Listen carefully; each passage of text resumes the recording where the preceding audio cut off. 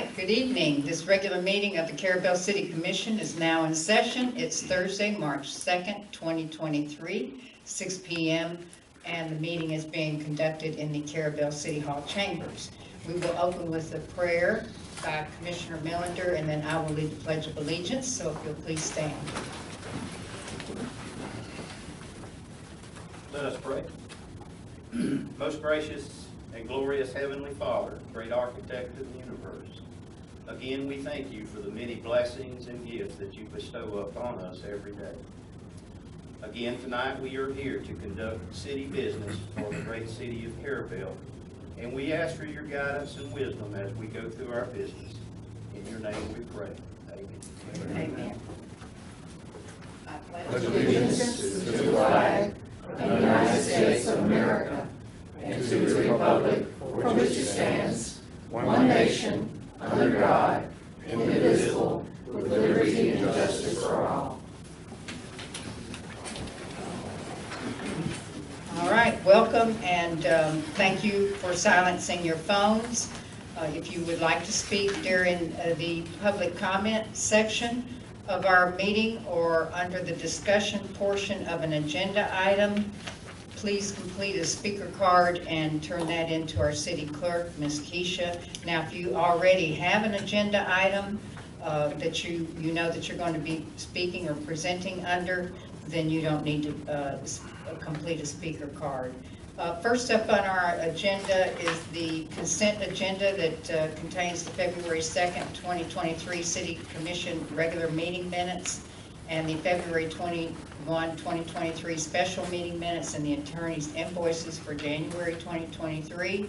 Have all the board members had an opportunity to review those documents? Okay, and I have as well. Do we want to entertain a motion? I'll make a motion to approve. Okay. We have a second? I'll second. Okay, and we have a motion to approve the consent agenda by Commissioner Brown, second by Commissioner Gray. Is there any discussion? Those in favor? Aye. Any opposed? And that motion carries. Now we are at the public comment section of our meeting. And do we have anyone that would like to speak under public comment for any item that's not on the agenda? Okay, and we'll move right forward on that. And we're under the Commissioner's Report section of the meeting. And Commissioner Waller, do you have anything? No, sir, Okay, Commissioner Brown. Just a couple things. This Saturday is the chili cook-off on St. George Island. Our local businesses should see a good influx of customers this weekend. I know we did last weekend when Appalachia was having their Barkus Parade, so be prepared. And then next Saturday, March 11th, is the Camp Gordon Johnson Parade and the Dice Run, which is always a lot of fun and brings a great crowd. So everyone should come downtown and check that out. And happy St. Patty's Day, and have a good first month of spring. Okay, thank you very much. Commissioner Millender? Just one comment. Streets and roads, I'd like to make note. They are making really good use of their new tractor. Wonderful. They're doing a lot of work with that new tractor, and it's amazing to see some of the things that they're getting done with that new equipment. And I just like to mention it. Very good. That's it. Thank you. Mr. Gray, Commissioner Gray? None at this time. Okay, thank you. I do have a report, and just bear with me. I did a lot of things during February, and this is large font, so she looks over and sees the paper full, and so I can see it. So back on February the 3rd, I had the honor to attend the Florida Lighthouse Association quarterly membership meeting. It was held this time at the St. James Bay Fountain Room with Steve Allen was there, and Joan Mady and Miss Tamara Allen. And I learned there that through sales of their vehicle tags that depict the Florida's houses, the Florida Lighthouse nonprofit organization earns upwards of $500,000 annually. And they used those funds and other private donations to provide grants for mitigation and rehabilitation of Florida's 31 lighthouses. And the Florida Lighthouse Association has recently donated $28,000 to match the Florida Department of Historical Resources grant for rehab of the Crooked River Lighthouse Tower. And most recently, the FLA donated $24,650 for development of the Fresnel Lens Showcase, which was designed by Steve Allen, who's here in the room, and the actual lens showroom educational displays. And I was thrilled that the FLA members invited myself and my husband to stay and attend their membership meeting. I went there just to give them a little welcome address, and I had a great learning opportunity there to understand and know what that dedicated and hardworking organization does for all of Florida's lighthouses, including our Crooked River Lighthouse. And then on February the 18th, I worked the CRA educational display booth at the Carrabelle Culture Crawl with Ms. Courtney, our city administrator, Commissioner Millender. And we visited, all of us together, approximately with 50 people, and provided CRA facade grant brochures to property owners in the CRA district. The New River Landing purchase sales closing documents were signed on February the 21st, and closing is now complete, and we can expect to see work beginning on demolition of the old school building within the next few weeks. And yesterday, I had the distinct privilege and opportunity to attend the mayor's rebuild update and tour of Tyndall Air Force Base. It was hosted by Colonel Watkins of the 325th Fighter Wing, and this was a 4-hour event that began with civil engineering briefings by Colonel Combs of the U.S. Army Corps of Engineers, who is the Tyndall Air Force Base rebuild officer in charge, Colonel Bartow, who is the Air Force Chief of Natural Disaster Recovery Division, and Mr. Stahl, Tyndall's on-site engineer. And there were, the room was just full of engineers, and they talked about all of the new techniques that they're using to build these buildings over there that will withstand 175-mile-an-hour winds. All still being construction, poured concrete walls that are being constructed in Mississippi, and I believe they said 5-foot foundation, footings, I can't remember. 5 feet wide and 8 feet deep on that one Yeah, building. footings. So it was really interesting on the buildings that they're doing over there. The event included a driving tour of all the rebuild construction on the south side of Highway 98. We had on-site construction visits that included the new fire station, the future child development center, future Air Force Base housing, dormitory, and lodging. They're building a hotel on base over there, and the future 325th Fighter Wing headquarters. And they have their own emergency operations center there that they work simultaneously with Bay County emergency operations. We saw countless destroyed on-base housing sites. And the final on-site tour was the air traffic control tower on the north side of Highway 98 that we've all seen. And we had the privilege to go up into the Tower Operations Center that overlooks the two-mile runways there. We had a 15-minute briefing on the Tyndall air traffic control operations. And the rebuild is expected to be complete in 2027, and it's the largest rebuild ever conducted by the Department of Defense. It is titled Installation of the Future, and it's beautiful. The Air Force is in the process right now of relocating all their F-22 fighter jets from Tyndall to Langley Air Force Base.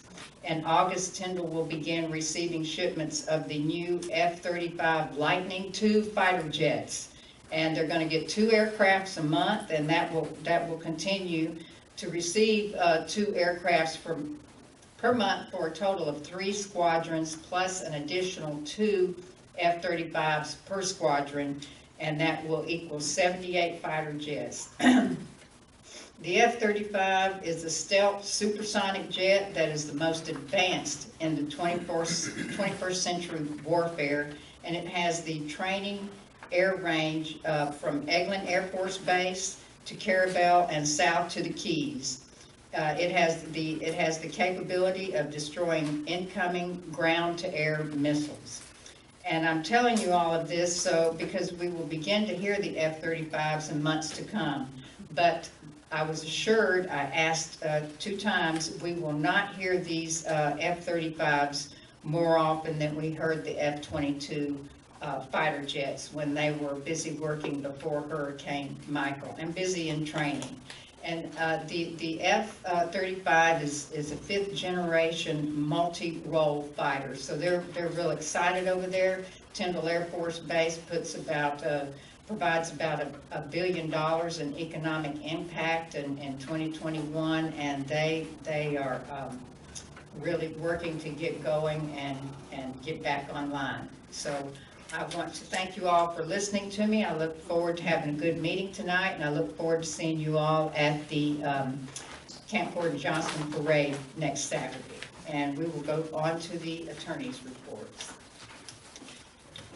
All right, I just have one item for consideration. I had a phone call from the McDowell Housing folks, and they asked for our support in sending a letter. Apparently they've been arranging their financing, this and that, and an issue at Jordan Bayou has arisen, which is that probably an inflation issue, but the people who've been applying, it's 60%, they call it AMI, as far as median income. And what's happening is people are making too much money to qualify for the housing. And we've all talked about this issue before, that you know, literally people who, they had some folks that were on Social Security that made too much. That was their only income, was Social Security, and they made too much. So they are asking the state to raise that, and they say the state does have this ability, flexibility, to go up to 80% AMI, and asked for us to support that, basically to send a letter of support. The city needs this housing to house. They sent me some proposed language. I can read it off quickly, but it's simply saying that the city is, within the city or adjacent to the city are things like the Franklin Correctional Institution, State Forestry Office, U.S. county agencies that could employ residents, and we'd like to be able to house them in the city. And as it stands, we would hope that they could house them in their developments, that both at Jordan Bayou, where they have a number of vacancies now, and at the New River, the planned community. And what I would ask is, we can leave it subject to the mayor's approval. She's always good at these letters, but this is a draft letter. We can fine tune it, but the commission to just authorize her to send such a letter to Florida Housing Authority. And I would be glad to send such a letter. Yes. And I would be glad to send such a letter to the legislature this year. You know, they're almost in session. In fact, at the engineering briefing yesterday, that was a topic that kept coming up even while we were riding on the tour. They at Tyndall Air Force Base cannot get enough affordable workforce housing in the communities surrounding. That is a huge problem on the Gulf Coast here. So it would be a step, in my opinion, it's a step in the right direction toward workforce housing and not just affordable housing. right, affordable workforce housing. Workforce, those words that we I know toss it. back and forth, workforce housing, correct. So We need a you need, motion. So just need a motion to authorize the mayor to send such a letter, work with the attorney to send such a letter. I'll provide a draft to the mayor, she can review it, revise it, and get it out. I'll make that motion. I'll second. okay, we have that motion by Commissioner Millender, second by Commissioner Brown. Do we have any discussion? Okay, all in favor? Any opposed? Okay, and the motion carries. Okay, anything else? Can I ask a question about this, sir? Yes. So this would be for both of their properties, or?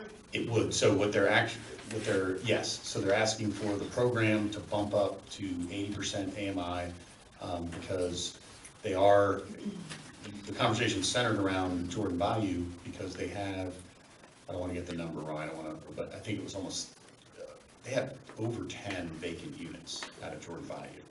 And just recently, and they've had a lot of applications, and people are coming in just over, and basically, that was my question, right? I said, well, will 80% do it? You know, and they say, yes, it will. Like, that'll qualify a whole bunch of people that have not been qualified because they make over 60%. I think this is great. Hopefully it works out. Is there any other discussion on this item? Okay, Mr. Hartman, do you have anything else for us? I do not. Okay, thank you. Okay, then we'll move on to the city administrator's report. Okay, you all received your department reports. Y'all have any questions? The TDC approved funding for a Moby mat and informational signage at McKissick Beach. The Moby mat has been installed. We're still working on the signage, but we do have the Moby mat installed. We are re-advertising for the Carrabelle Community Redevelopment Agency volunteer appointed board member. The appointment tentatively is scheduled for April the 6th at the commission meeting, and the term will tentatively begin on April 17th, 2023. So that advertisement has been put in the paper, and y'all, if you remember, we were gonna run it 2 separate weeks, like every other week, so that's been scheduled. The mayor and I met Tuesday with Mayor Ash from Apalachicola and their city manager Travis Wade, Commissioner Ricky Jones and Michael Marone and Aaron Griffith from the county, and discussed Triumph funds and how we can all work together to apply for Triumph funds.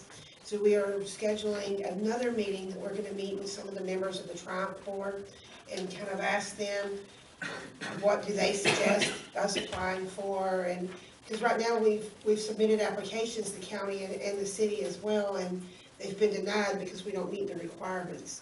But we're being told that they have some new board members and they've lightened up on the requirements, and so we'd like them to come and meet with us. So we're gonna keep this little group for now until we can figure out what's eligible, and then we'll bring it back before the board and come up with some projects.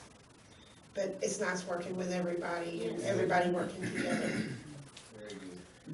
And then we may need to schedule a special meeting to hire the chief of police. The deadline for applications are due on Monday. So far I have 1 application turned in, but the deadline is Monday at 4:30. What's the date on Monday? The 6th. So there will be no administrative, because the chief of police is at the pleasure of the board. There's no administrative interviews, so it will be up to you guys to interview or look at the applications and decide, make a So decision. if you guys want to have a special meeting, we can do that. We can schedule that under Keisha's, well, we can schedule it and then she can announce it. And I'm available on the 9th, the 10th, and the 21st. If you think we need a special meeting, we have 1 application. I hope you all have been briefed on who that 1 application is, but we could get another one tomorrow, and it's All the way what's to the Monday, deadline? Monday at evening. 4:30. Mhm. So They have all weekend, they can fill, the application's online, at the carrabellepolice.com, they can fill it out, email it in. I can call a special meeting next week or the week after, if y'all decide you want to, let Courtney know. But it would be on the 9th, 10th, or 21st. So if you But either way, I want think to we would attend. need another meeting to decide to re-advertise or any, either way, I think that we would need a meeting to Should we discuss. go ahead and get one on the books for the 9th? We could, and we could schedule a special meeting, and if we find we don't need it, we can always cancel it. Right. Okay, is that correct, Mr. Hartman? That's correct. Okay, I'll move for the 9th okay. at 1:30, well, whatever the pleasure of the board, anytime that day is good with me. Bill, what's up with you? It's a Thursday. Let me look at my calendar. I think I'm free on that day. All day. Sabrina? I'll be here. So I heard 1:30. 1:30. Fine with me. Okay. And what, you're free, you can be here at 1:30? Okay. Okay, so we'll have a special meeting. And this is by motion by Commissioner Millender, meeting at on the 9th, March the 9th, 1:30. I'll second that. Okay. All right, is there any further discussion? All in favor? Aye. Any opposed? Okay, and that motion carries. That is all I have for my report. Okay. Do we have any questions for Ms. Courtney? Okay. We'll move on to the city clerk's announcements and comments. Okay, so I'm gonna announce some meeting days for y'all's calendars, so you've got them out. And y'all heard March the 9th at 1:30.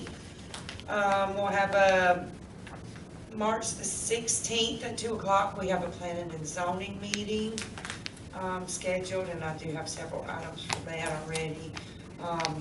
March 21st at 1:30 is our CRA meeting, and then our next commission meeting, April 6th at 6 p.m. Thank you. Do we have any questions or comments for Ms. Keisha? April 6th. Yes, that's the next commission. Okay, anything else under Ms. Keisha's report? All right, then we'll move to Mr. Russell Large and for Inovia Consulting. Okay, thank you. For our DOT Small Communities Outreach Project, the as-built survey was provided by the contractor. Final pay request approved and a reimbursement request submitted to DOT. And for our new DOT Small Communities Outreach Project on Baywood Drive, we have prepared the Baywood Drive applications in 3 different phases.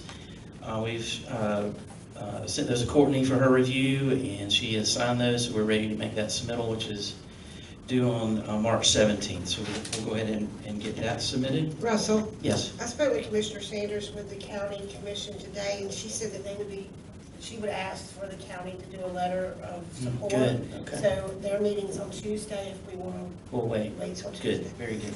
Okay, thank you. Okay, for our lighthouse project, we've been continuing to receive additional requests to connect since construction has been occurring, and so we banked those up, and we have prepared a change order document. We've submitted that to the Water Management District for those additional connections, and we've sent that to them for their review and approval, and they have to coordinate that with DEP. But generally speaking, the grant monies that remain for the phase 2 part, from what I see, will cover those additional connections, and that's part of the grant amount. There will need to be a shift from the phase 2 area to the phase 1 area in order to cover those additional connections. So the Water Management District's aware of that, and they're reviewing that right now. Even after we submitted that change order, we continue to get those requests. So I've made them aware of that situation, that additional people are continuing to ask to connect. And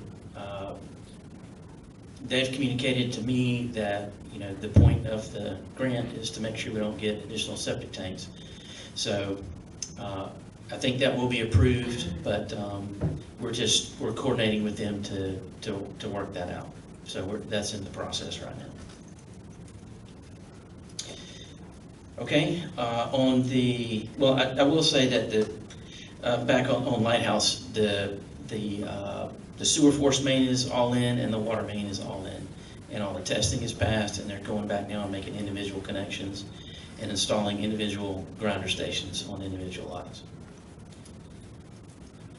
All right, on Marine Street, We have coordinated with Fox Enterprises. We're preparing the plans, bid form specifications for final approval by DEO, and so that we can go ahead and let that for construction. On the Carrabelle Cemetery, the geotechnical company is mobilizing tomorrow, they say. So they should be here tomorrow. On the golf cart crossings, we did submit an initial application to DOT. They approved that initial application. There's a second round that we need to submit to include plans and a study. So we have those also prepared, and those will be ready for submittal pending approval of a resolution, which I believe is on your agenda tonight. And then lastly, Lanark West sewer improvements. That funding application was prepared and submitted to the Water Management District, and the amount of that request was $6,460,000. And that's to extend sewer to the western part of Lanark.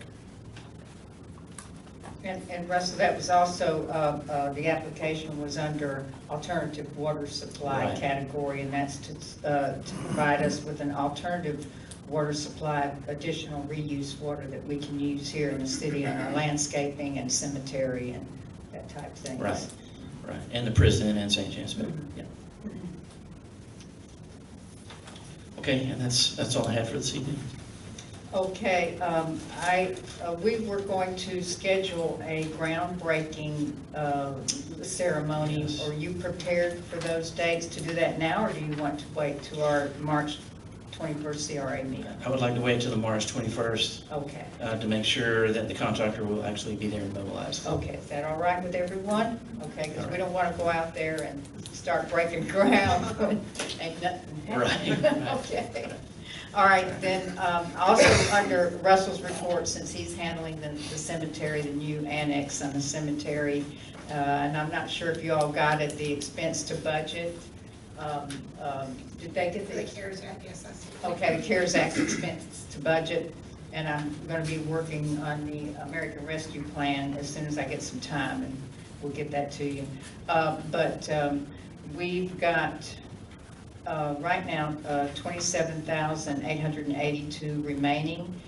We budgeted $20,000 for the cemetery land and that funding, and we spent cemetery annex, and we spent $5,445 of that. Also, with all due respect, Mr. Royce, we're funding the live stream commission meetings out of that, and we've spent, if you all looked at the CARES Act expenses to budget, we'll see what we've spent on that. But I would recommend, and I recommended this to Courtney Miranda, to go ahead and continue funding the live stream commission meetings out of this account the rest of this budget year, because we didn't budget it in our general fund budget. And then whatever funding is remaining, put all of that towards the new cemetery land, because we're going to need that.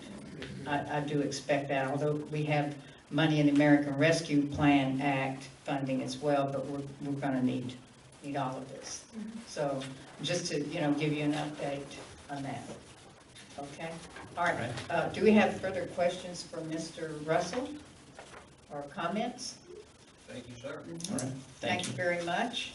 And we'll move on now to our advisory board reports. And Ms. Tamara, do you have anything you'd like to report to us? We received your hard copy, and all those who want a copy of these advisory board reports, you can get that through the city clerk's office.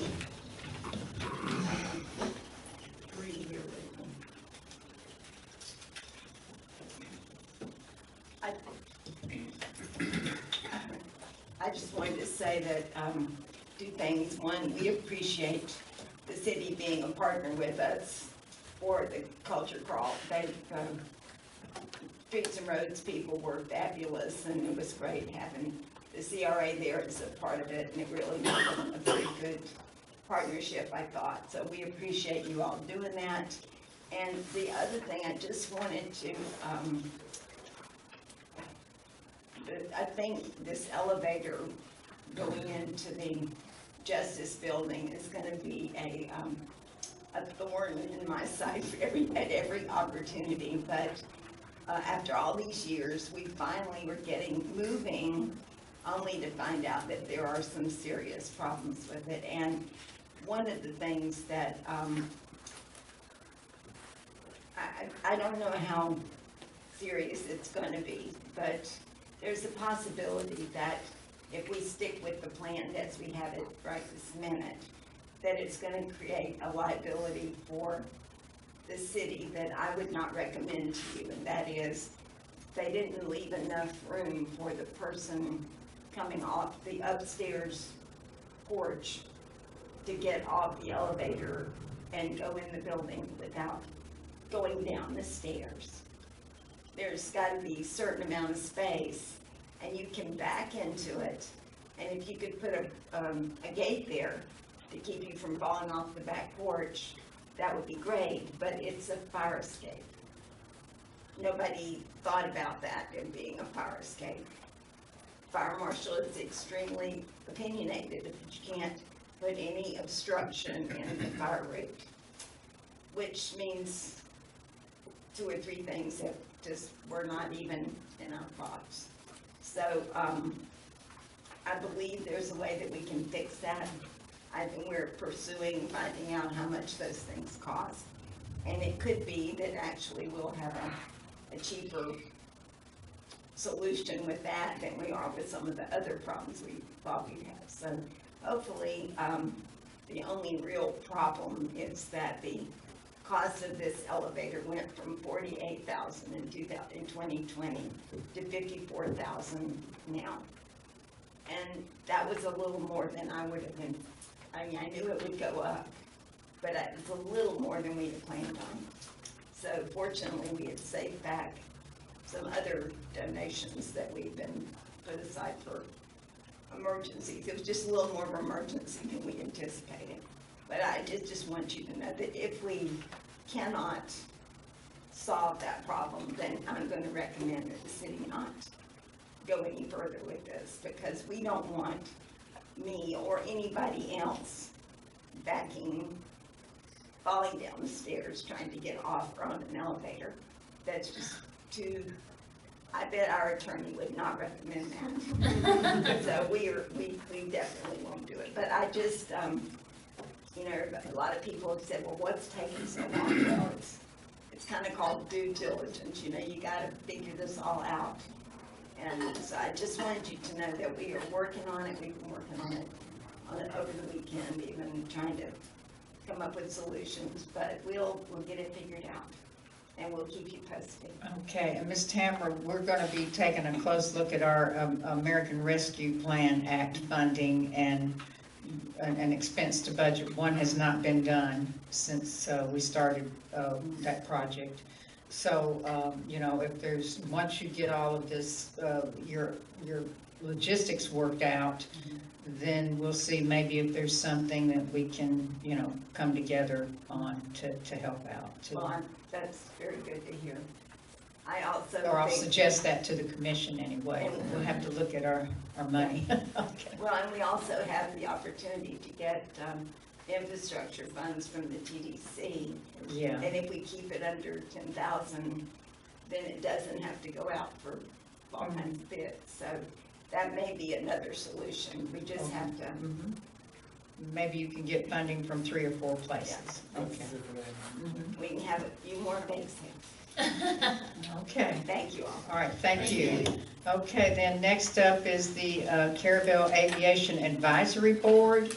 We did receive a report from them. I see Mr. Bruce Graham is here from that board. Were you going to report in Mr. Sullivan's absence? Oh, he wouldn't allow me to.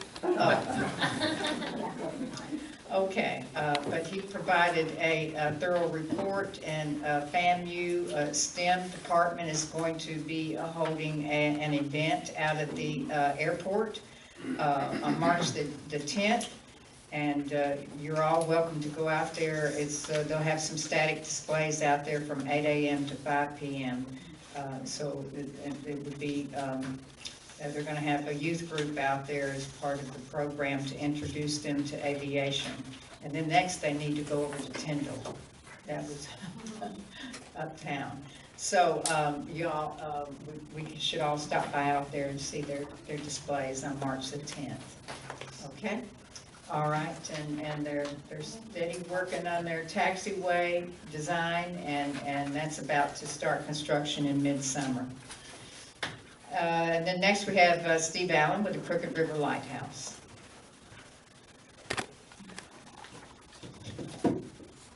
Good evening. I have three announcements, so I'm going to start with the one that's harder for me to remember. Next Thursday on the 9th, the Franklin County Athletic Times will feature a invitation to bid on the design work of the architectural services for the restoration of the tower. That will begin shortly after, so just let me know. You can pick up the paper and come by and pick up a packet if you're interested in an architect. Then secondly, thank you for the kind comments. I do want to have a point of clarification before I get in any trouble. Please. I did have something to do with the design of the big case, but Joan Mady should get recognition for her incredible work doing the panels and presentation and interpretive exhibits.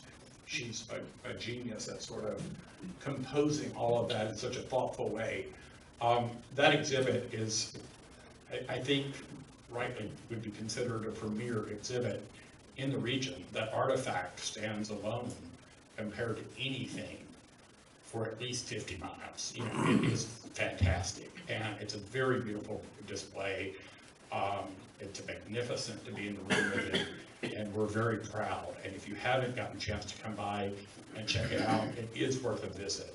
You get to kind of experience what it is to be, what it would have been to be a keeper 60 and 70 years ago, up with a light spinning around in your presence, and it's really sort of an experience worth doing at least once in your life. So, you know, when you have visitors come, family visitors, that's one of the things we all get to show off in this community. So we're really glad to do that. And we have, the ship has come on, there'll be some changes. I'm about ready to start skinning it. And if you've been there even today, you will see that sort of the top edge is taking shape, which means now I'm ready to do the sides. So check it out. And then going back to the 4th of February, really appreciate the mayor's attendance at that meeting. But that on the 4th, we had the first ever Crooked River Park Festival. We had over 40 visitors up on that hill, and everyone had a great time. I've never done a festival where I didn't have vendors trying to leave at 5 till, 10 till, 15 till, 2 hours till it's time to close, and that wasn't an issue. So it was great. We had about 273 visitors sign in who went and saw that exhibit during that time, and we weren't closely marching. We were watching everyone. I suspect that we probably had 325 or so visitors in that exhibit during the day. And then we had approximately 50 individuals from the Florida Lighthouse Association and commissioners and county staff and city staff come and be a part of the ribbon cutting, which was a nice event. And then they also visited, so we can add to that 350 people now, 375 people. And then we had a concert with 120 paying guests. And so in all, we probably had close to 400 people come and see that exhibit that day. So we look forward to next year when we'll have the 2nd annual Crooked River Lighthouse Festival. Thank you all so much. Any questions? And thank you, Steve, for organizing that festival. And thank you for your report. But that was a fantastic festival. It came off really I well. mean, it was packed. The food vendors, had folks lined up all day long. So I know they enjoyed themselves and It was appreciated the opportunity. report from the vendors was exceptional. It went off without a hitch. I had a little physical problem that week with my arm. Have you ever had a boil in your arm? Probably shouldn't announce this. No, to the please world. don't. That's not. Oh my God, it nearly killed me that week. So, I lived to get through it and get it done, and I really appreciate all the help from the city, from Justin and the crews. They came over with that machine we're talking about and moved some dirt around for me, so it was really great. So thank you so much. I should have stopped earlier. And he had the Florida Lighthouse Association, they had their meeting the day before, and so they attended the festival and the ribbon cutting, and I was able to address them again and give a welcoming speech there at the ribbon cutting, which I appreciate the opportunity. It was So a great day. fantastic. It was a very important day for the lighthouse, and we did a lot of cleaning up. One of the things that we did that, sort of straightened up the porch and kind of did a little Martha Stewart a little bit, kind of painted some old furniture and tried to make it look like somebody, kind of Lived tidied there. up. So the park is looking nice. Come out and see us. Okay, thank you very much for your volunteer work and service to the Yes. community. Yes, ma'am. All right, so we'll move on now to the public hearing portion, and we have two items under here. And item one is regards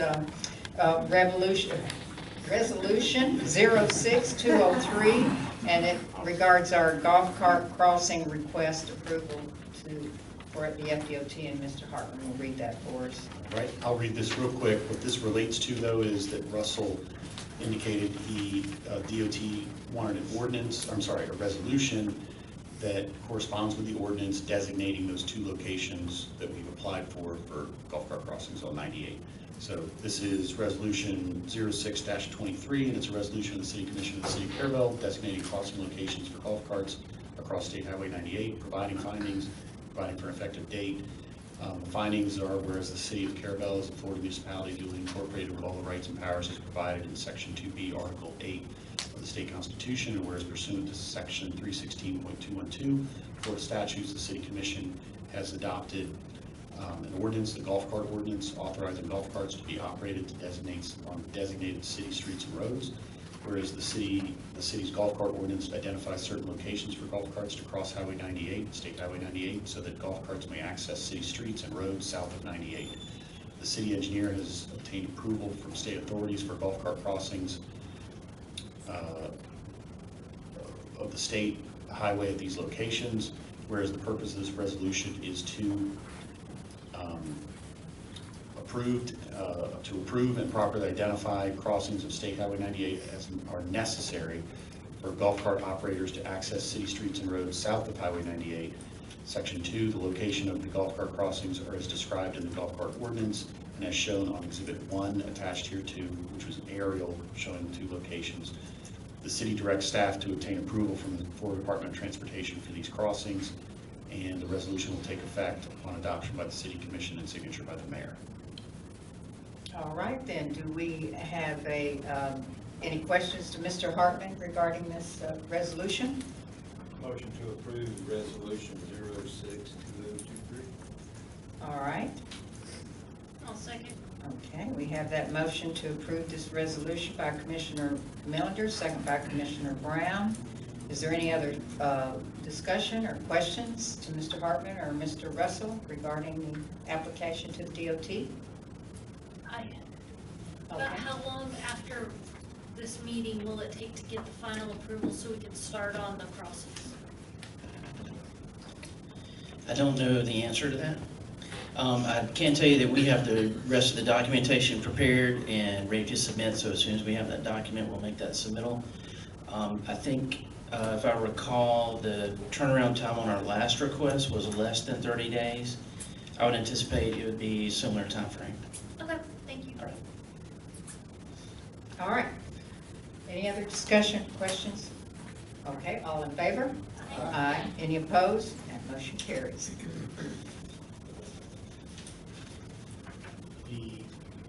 We have a second resolution. Yes, 072023, and if you'll read that for us.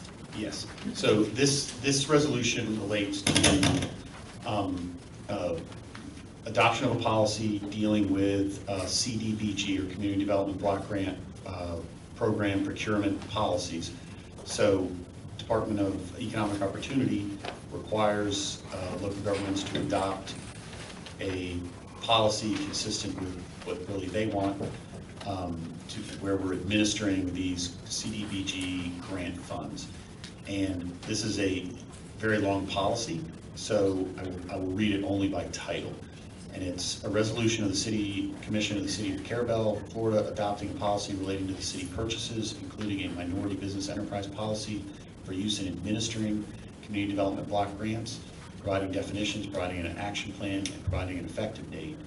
And it's whereas the City Commission of the City of Carrabelle desires to establish a policy regarding purchases under the city's community development block grants, women-owned and minority businesses, and whereas the City Commission of the City of Carrabelle recognizes the need to adopt a plan for purchases under the Community Development Block Grant, now therefore be it resolved by the City Commission of the City of Carrabelle, Florida, to adopt the following as its Community Development Block Grant Program procurement policy. And then the policy follows. Okay, and I just want to make it clear to everyone that this is not a procurement policy whatsoever that pertains to City of Carrabelle's standard operating procedure. This is a procurement policy in particular to the CDBG, or to this projects that's being funded by the CDBG Disaster Recovery Grant. So, do we have any other questions or discussion to Mr. Hartman regarding this? Do we want to entertain a motion? I'll motion to approve resolution 07-2023. All right, very good. Do we have a second? Second. Okay, and that motion, Ms. Keisha, is by Commissioner Brown, second by Commissioner Gray. Is there any further discussion? All in favor? Aye. Any opposed? And that motion carries. Okay then, thank you, and we will move on into our quasi-judicial hearing at this time. And we have item 1 under that section, and it is discussion and possible action concerning consideration of a rezone land use change at 246 Baywood Drive. This location is currently zoned A1 agriculture, and it's requested to rezone to R5 limited residential. And I believe I'm going to toss it over to Keisha and or Mr. Hartman to show us the location and explain the rezoning and land use change. So this piece there, we have it on the map, it's right there on the corner of Baywood, what everybody calls the sand hill there. The property was sold sometime back years ago. It got broke into 2.5 acre tracts, making it unbuildable as agriculture. Their only other option is to rezone to R5, which is all those lots to the south of it, and then you can see where all of them just to the north there, they've all been rezoned to R5. So that's what they're requesting, so that they can build on it there. This is required to have a public meeting, and then it will be required to be passed by ordinance as well. So, And so I'll pick up from there is that they've applied, they filled out all the paperwork, they paid the fee, and P&Z did review this, and they were unanimous recommendation to approve. And what this would entail would be a meeting today in which you all would decide, hey, this looks like a good idea, please move ahead. And what that means is please prepare the ordinance, and it would be really 2 ordinances. One, a land use change on the future land use map, so land use change and a zoning change. So we'd have 2 ordinances, one for land use, one for zoning.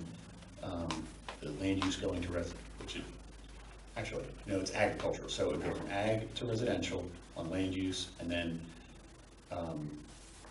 ag zoning to R5 as the zoning change.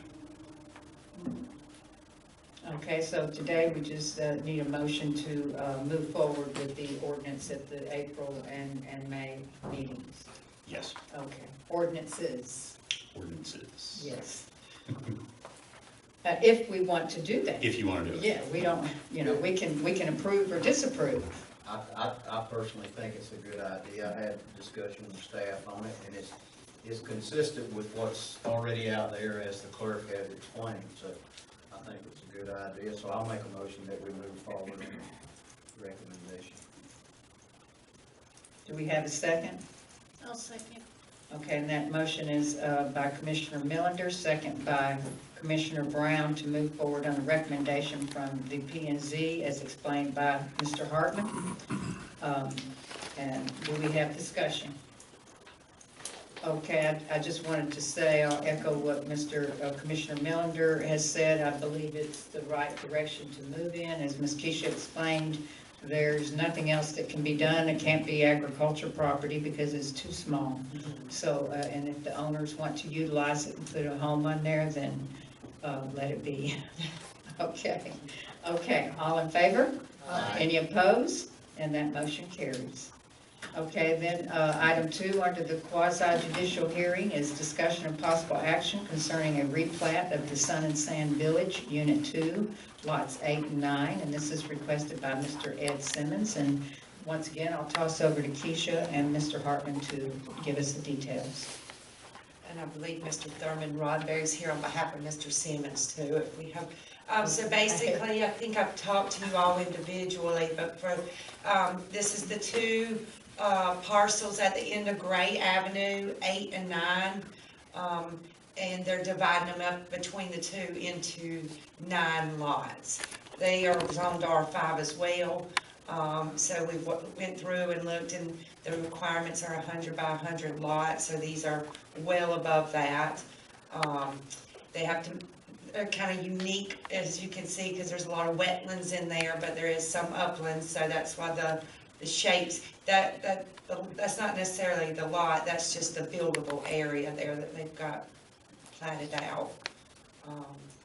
So it's consistent with R5. Like I said, it's could get a lot more density in there, but with the wetlands, this what's going to work best for them. And as you explained, that this plat is a little more detailed than what we normally see in a preliminary. Yes. And so they'll be back for A final plat approved, and then, but it'll be the same thing. This is usually what you would see at the next step. Okay. Mr. Thurman's very detailed. My staff. Okay, do we have, I would ask then, how did the P&Z recommend? They, unanimous approval. Okay. Make a motion to move forward on this one as well. Makes sense. Do we have a second? I'll second. Okay, Commissioner Millender has motioned to move forward with the replat process of Sun and Sand Village under the recommendation of the Planning and Zoning Board, and that is seconded by Mr. Gray. Do we have any other discussion? Okay, all in favor? Aye. Any opposed? Okay. And that motion carries. And just let me shout out a thank you to the volunteer planning and zoning members for their volunteer work on reviewing these items before us, so that they can make a good recommendation on us. Okay, under new business, and do we all want to move forward for now, or do we want to take a break? Are we doing good? Okay, then we'll move forward under new business. Item 1 is the update of the Carrabelle Thompson Airport State Environmental Impact Report, the SEER report. This is regarding proposed improvements to the Carrabelle Thompson Airport, and it's presented by Kimley Horn Associates. And good evening, and just tell us your name, and we'll look forward to hearing from you. And no action is going to be taken under this item. Good evening, my name is Lindsay Slaughterback. I'm a planner at Kimley Horn in Tallahassee. So we have been working on this environmental impact report for the hangar and runway expansion at the airport. And so I'm just here tonight to let you all know that we are, I would say, 98% done. So we have a final document. We finalized all the technical reports. I shared it with the mayor, and I also sent it to DOT for comments. So we're just waiting on some final administrative stuff before we submit. But pretty much, this is not a very glamorous step in the process, but it's a necessary step. So we're done with it, and then you can move on to the more, for lack of a better word, sexy design phase. So, and that's about to happen, I think, starting next week. So I'm happy to answer any questions, but we just want to keep you on the loop because this has been going on for over a year. Many studies, lots of wetland delineation, so, yeah. And we came here earlier this year, and I can't remember. It's been a while. You had big displays up here and open for public viewing. And I know some of the commissioners were here, That's right. Commissioner Millender and Commissioner Brown and myself and Courtney. So it would be questions pertaining to those, that presentation at that time. Yeah, and I mean, it was pretty much just like we looked at wetlands, species, that kind of stuff, so just to get a really good sense of what's out there, like historic and cultural resources as well, so we just have a really great idea of what is on the airport property, where we can build, where we can't build, that kind of stuff, and the design will reflect that. Okay, and do we have any comments from anyone in the audience? Would you like to speak? Okay, please come forward.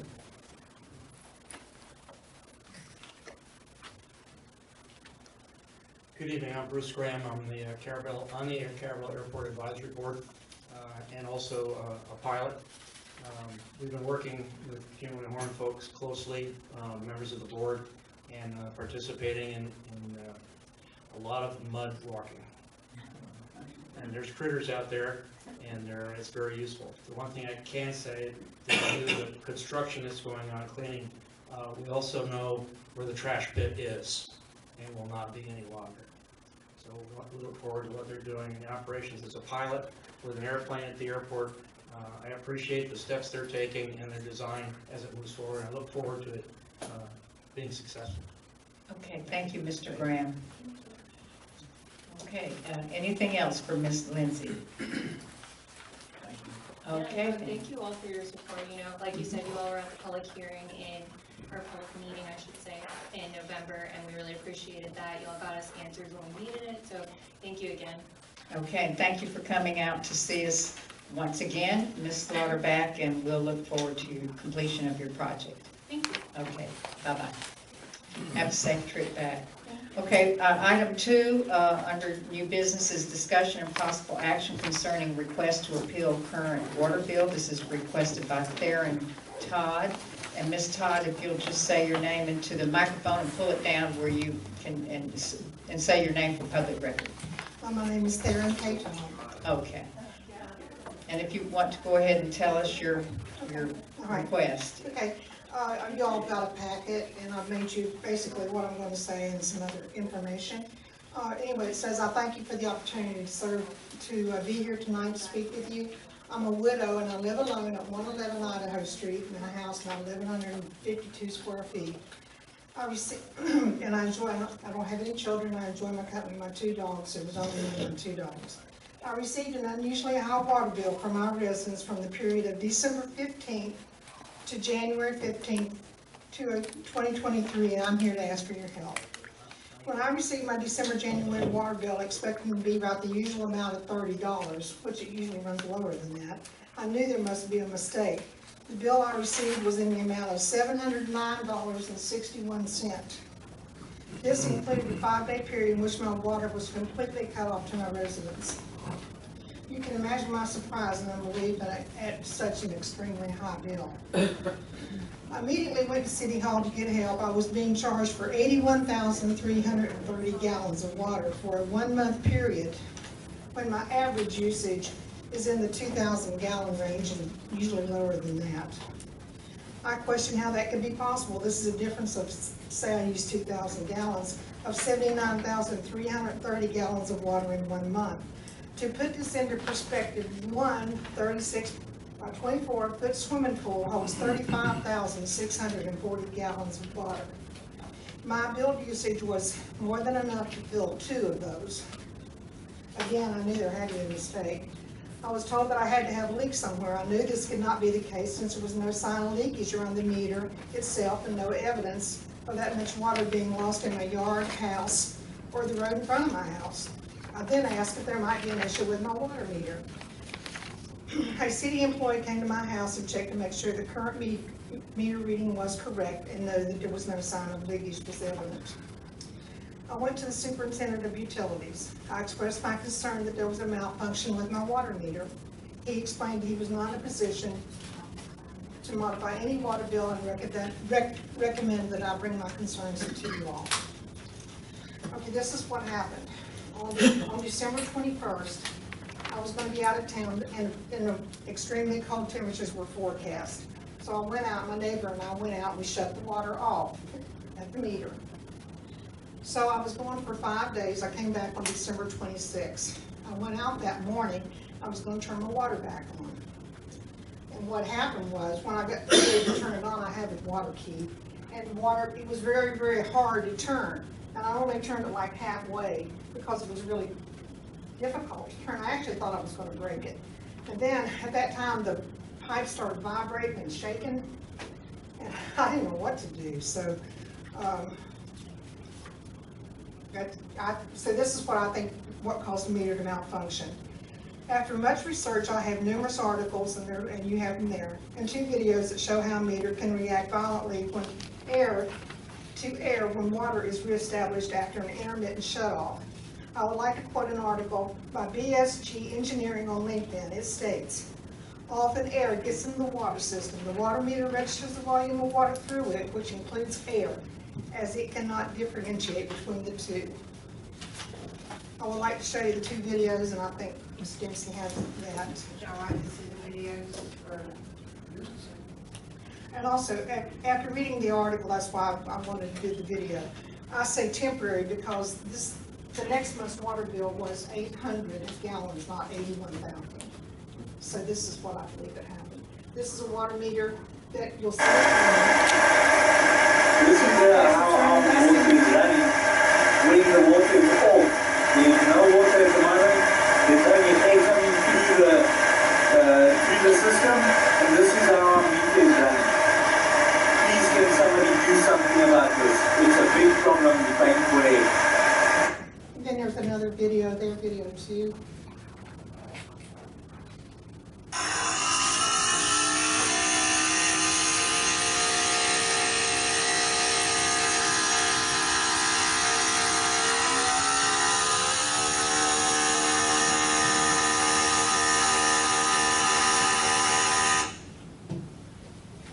What I believe happened to my water meter. I think that because of the intermittent shutoff that I had, that there was a lot of air in there, and it caused turbulence in the line, which caused it to give me an inaccurate reading.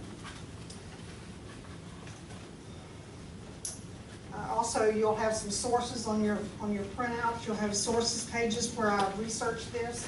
I'd like to read number 3. It says an often overlooked effect is the ingress of air when the supply is interrupted, which has to be discharged during the reopening. This air can be released through a variety of outlets, including the customer service pipes. When these are metered, it is likely that the air will have an impact on the accuracy of the registration. And another one says, in summary, the results show that the passage of air through water meters has a number of undesirable effects, which ultimately will impact the customer. This relates most notably to the accuracy, overreading, and reliability of the meter. And then the last thing I have is, and I think you all have it, is my water bills and my usage for the past year anyway. And that's what I got.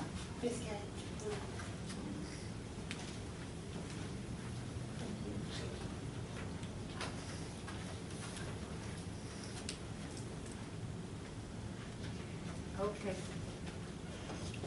Ms. Todd, thank you for your presentation. Okay. We may have a couple of questions here, so just hold on just a minute.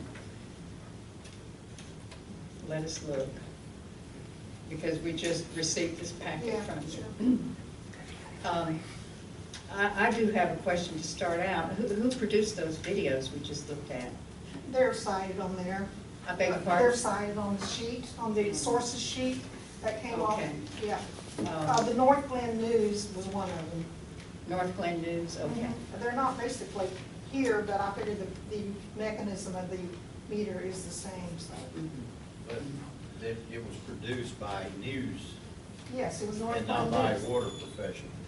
Well, it some- was produced by, I don't know who it was produced by, but. I mean, But there like are- it wasn't a study or something like from the Well, Florida I Rural Water have Association. articles that show that, and then this was actually in response to people showing up at a city meeting very angry, and that's what they had this big.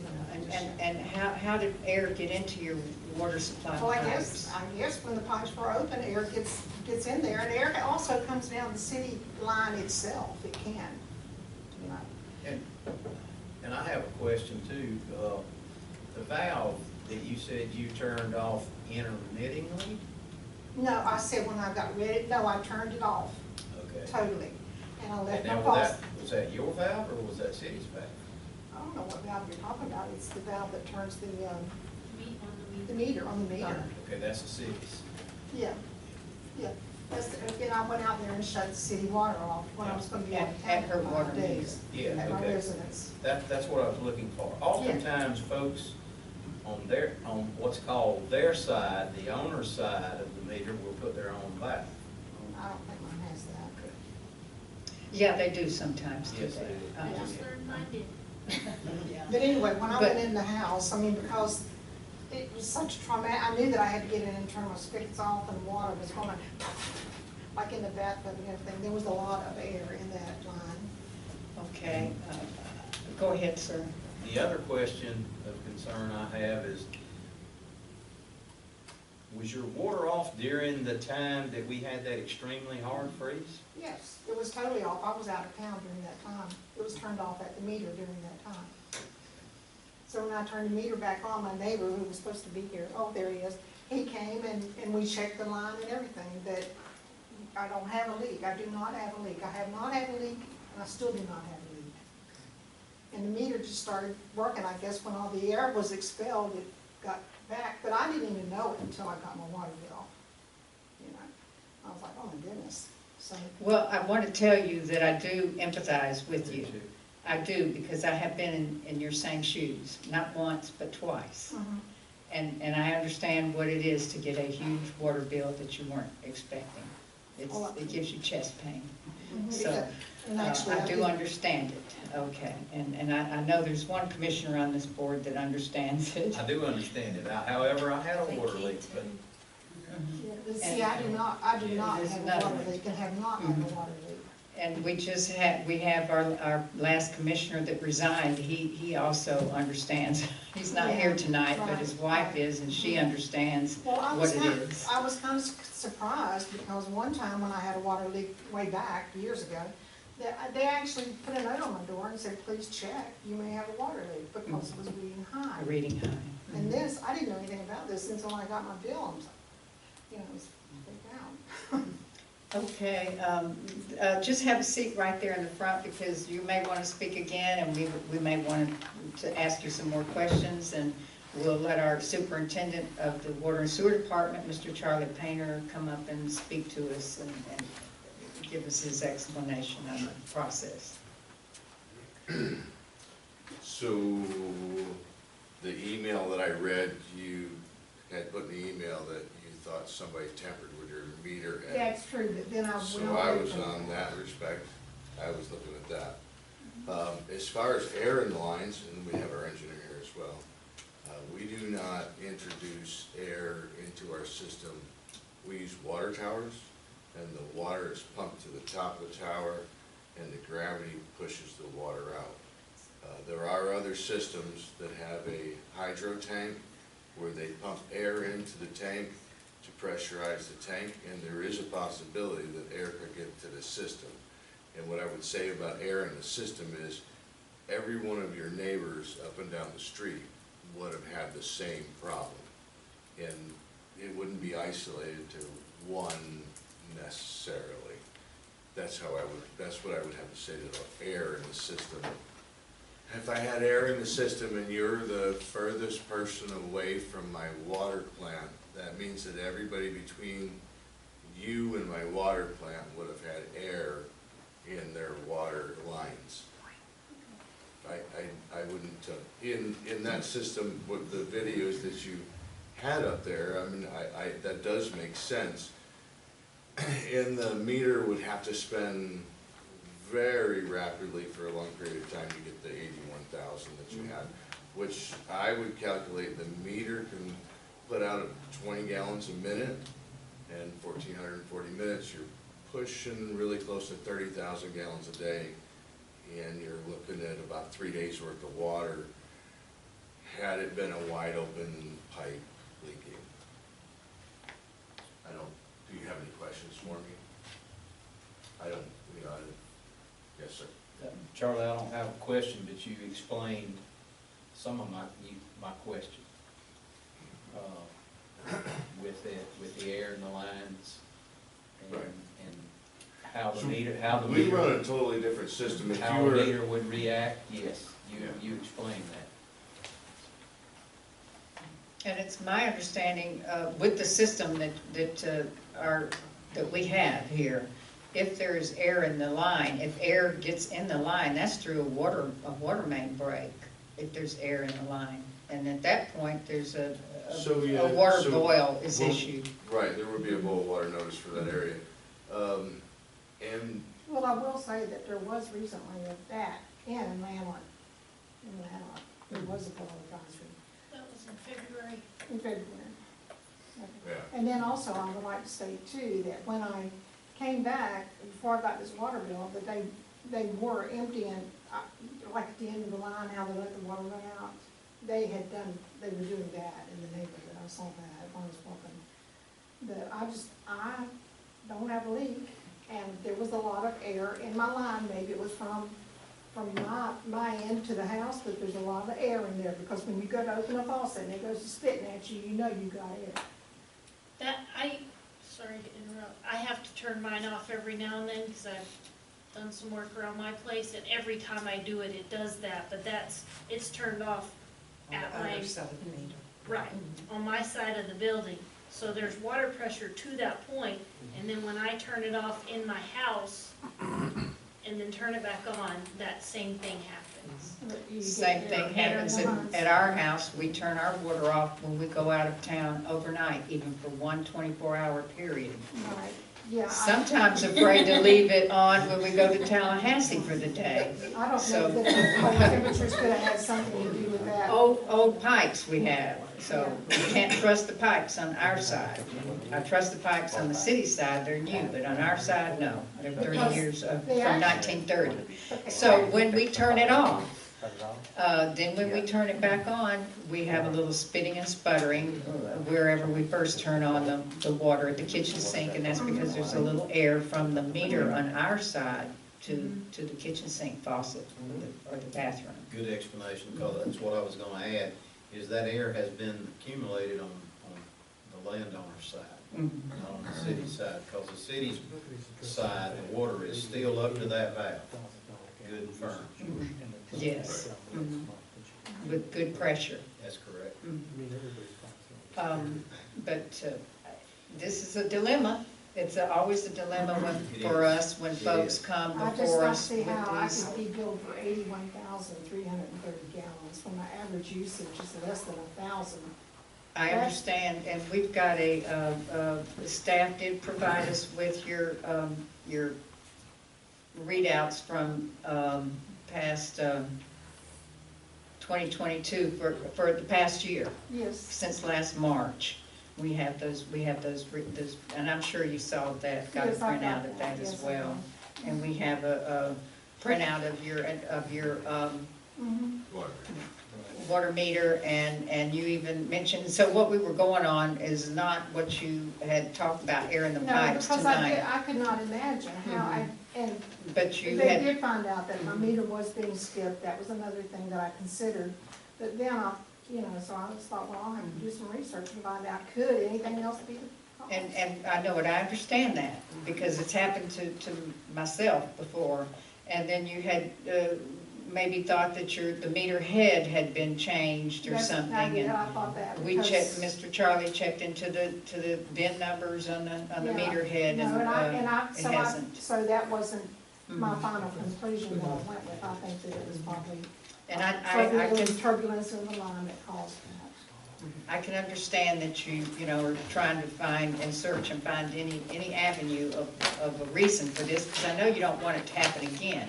Okay, and then we have your neighbor, a gentleman back there, if you'll come forward. If you don't mind, I'd like to make one comment. Okay, just wait till you get to the Okay. microphone, and tell us your name. Alan Sanders. Okay, I'm Mr. her neighbor. Sanders.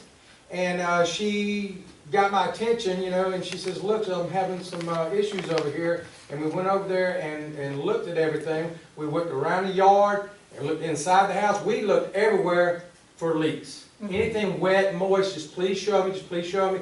We looked everywhere and everything was dry. The only thing, last thing we sit there and talk about, so the only thing I know what to do is to go to the meter outside, the main meter that everybody reads. We got a piece of paper. We both wrote it down. You got a copy, I got a copy. I says, don't use anything at all tonight in your house. Don't even use the toilet, don't flush nothing, just leave it. And that was at 5 p.m. that day. And I woke up that morning at 7 p.m. a.m. that morning, 14 hours later, and they were exactly the same. And she went and looked at hers, exactly the same. It showed us that it is not leaking. The only thing I can come up, because we both give some thought, the only thing I can come up with is maybe, because don't y'all use like a hand meter to read what was used? Because y'all don't open it up the old-fashioned way anymore. Y'all just go around and drive around and read it, right? So her particular meter head, the battery had gone dead in October, and it was hand read from October, November, December, and January. See, that says a lot. I don't know the details, but that says a lot because she's been in this house for years, and it always runs around $35, and we don't have no leak, and then went from 35 to 700. That shows you right there. I don't even do this for a living, but something on the system is, in my opinion, is not right because she didn't have a leak, and you know she's by herself. You know, we just want to say. What made me feel good is we wrote down the amount, and 14 hours later, and it's exactly the same. Okay, do we have questions for Mr. Sanders? All right, okay. Just have a seat there in the front in case you may want to speak again. All right, board members. So, like I say, we have a dilemma. Anything else you would like to say? No, not really. Okay. I was actually not ready for the air. Okay. Mr. Charlie, Yes, sir. I know you've been doing this job a long time. Close to 35 Have you years. ever seen a meter read, what, 80,000 gallons of water and nobody home and no leaks? Yeah. We have, I come through this from time to time.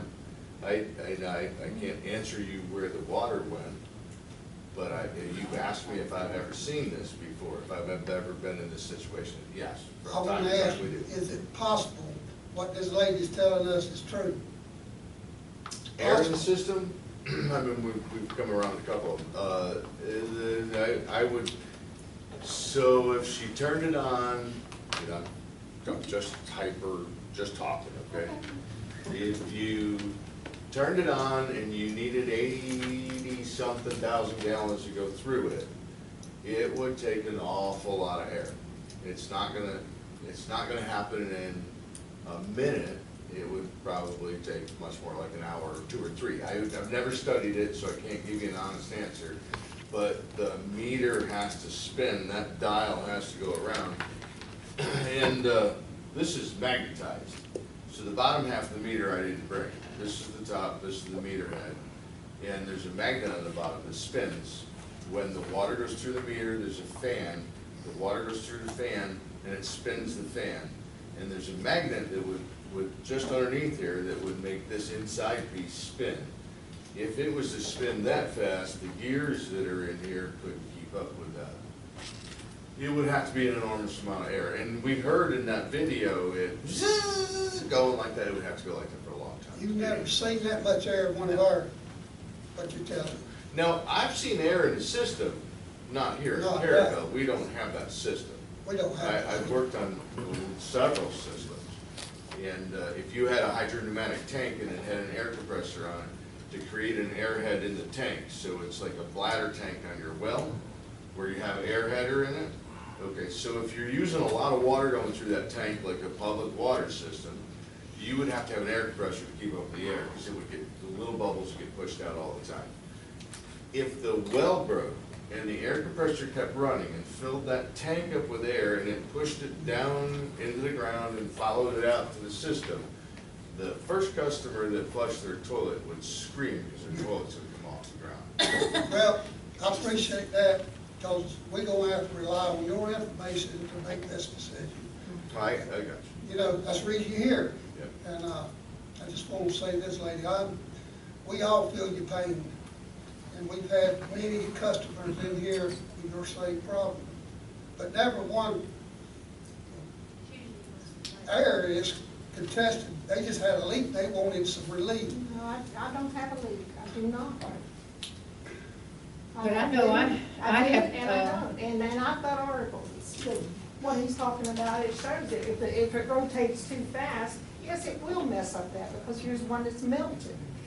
So I don't know why, but, I mean, I did not have a leak, and now I'm getting billed $700, which I usually have to pay under both.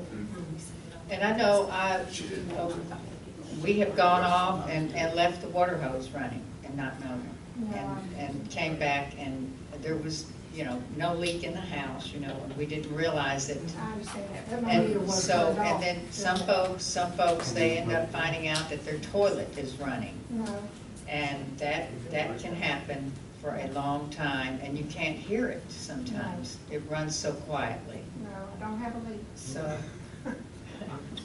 I don't know, you know, exactly. We've offered to test it as well, because we can send it off. Send the meter out to test, and Well, see, I'm gonna tell you, they did tell me that. They said, we can send this meter off to test it. And I said, well, that reading is right, because I had read the meter before I came down. And she said, but it'll be $120.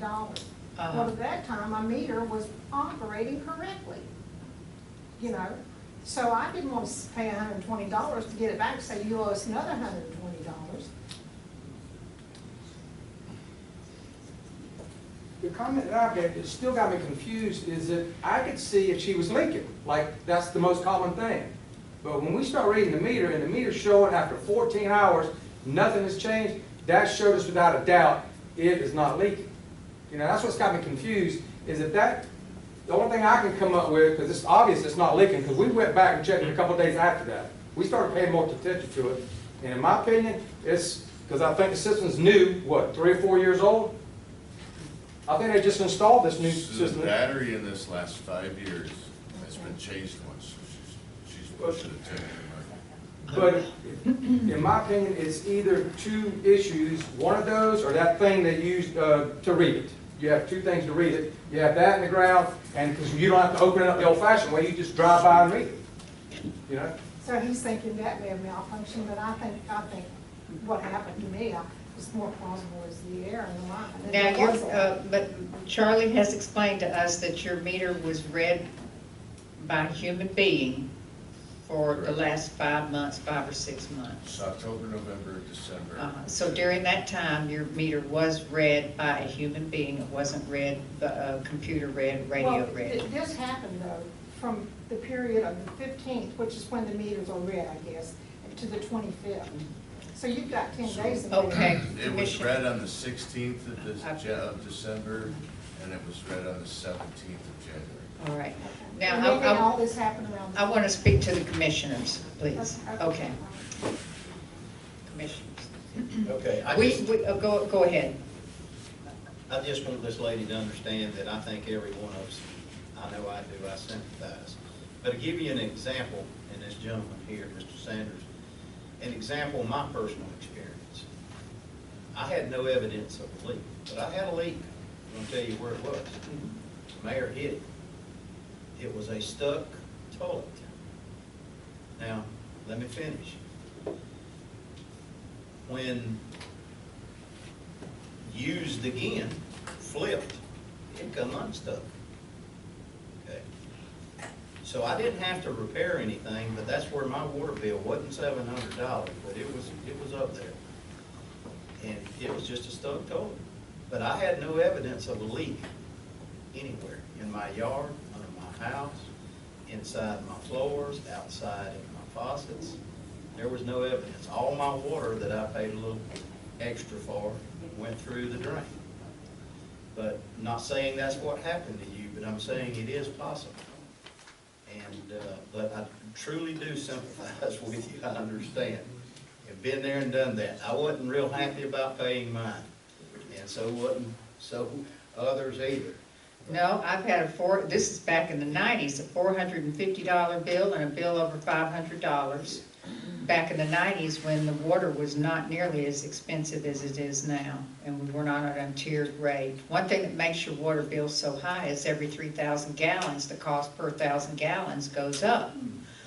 So I want to say, and I do sympathize with you, I understand. The only thing I can, now we all know here that air was not in the pipe from our water tower. We understand that. Everybody understands that. I understand that. I think the only thing that, I feel like the only thing we can offer to do is to send the meter to test and we'll pay for it. And then after that, if there's something wrong with the meter, then we know we can make adjustments to your water bill. If there's nothing wrong with the meter, then you are responsible for the water bill. That is the way that it's. Some people have paid for their meter to be sent out, and other people forego it. I don't know if we've ever offered to pay for it before, but I'm just making that recommendation to try to come to some agreement and to some term here at this time. I agree with you, we need to send it off Well, and have it tested. And I do understand us trying to work with this lady. But I'll say, since I've been on the board for a little over 5 years, this will be my first that we've done this. We have offered to the customers, as been explained, which has been common practice since I've been on the board, that the customer had the option to send the meter off, for us to send the meter off and have it tested. If there was nothing wrong with the meter, they paid the cost, etc. If there was something wrong with the meter, then we back up and punt, we accept our licks. And in the past, we've adjusted a little bit on the sewer bill, but that's not the case here, I understand. Correct. So, but we haven't set a precedence to adjust since I've been on the board. No, and I've been on the board 11 years, and I do not know of ever giving, the folks are responsible for their, if it's on the city side, the city does accept the responsibility of it. But when it's on the customer side, generally there is a leak. We had a fellow just across the street from here, his bill was running $1,000 a month. And, we told him that it could be a root in a root in his inbound water line. And finally, he had that dug up, and yes, that is what it was. But his leak, he couldn't see water standing in the yard or anything. His leak was so bad that he would have to turn his water off at the meter, and then turn it on to take a shower, and then turn it off real quick. But yes, many times you can have a leak that's hidden. And the toilet is the main culprit. And, first question you want to ask me, why didn't I hear mine? That leak was in the spare bedroom that I never go, or bathroom that I never go to. But anyway, the mayor has offered that, and I do understand what she's trying to do. However, if we do it, we're going to set a precedent. Yes, we are. That means we're going to it's going to come up again. What was the cost of one being tested, Charlie? It's $120.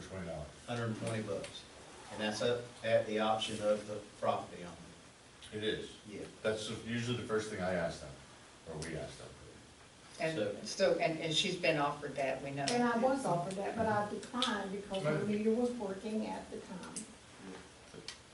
Yeah. So, Mr. Hartman.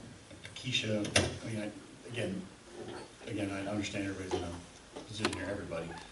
I know at sometimes also we have, in addition to offer payment plans, right? I think she's been offered. She's been offered Yeah. that. Okay. They've worked with her a good bit behind the scenes. No, We no, appreciate it. I don't think we ever got to that point. No, we She did not. Oh. determined not to pay it is why we're here. Okay. That's why we're here, because I do not have a leak, I did not use that water, but that's all I got to say.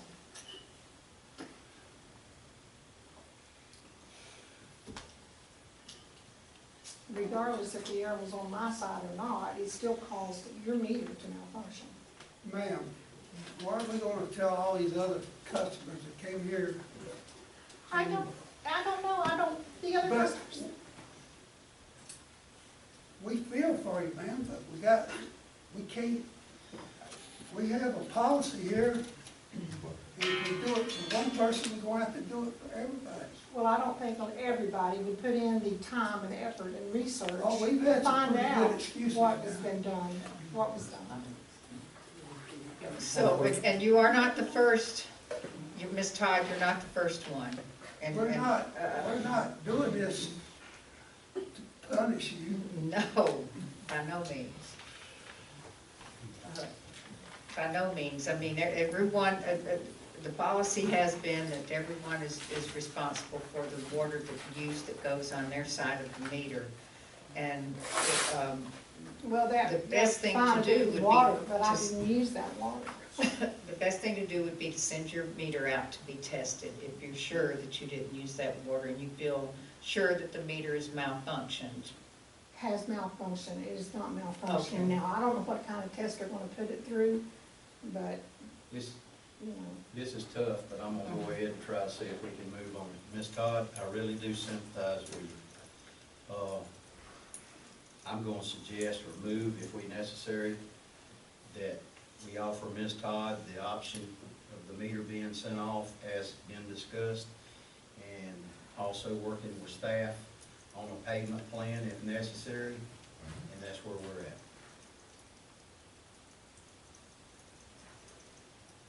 Wait, I'm not gonna say that. I got one more quick question. Let's have a second on this vote, a motion first. So, and you want to offer her? If the meter is not, broken, if the meter is not broken, and it's operating like it should, if she chooses to have it sent off, and pay the $120, and it's not broken, then she works with staff on a payment plan.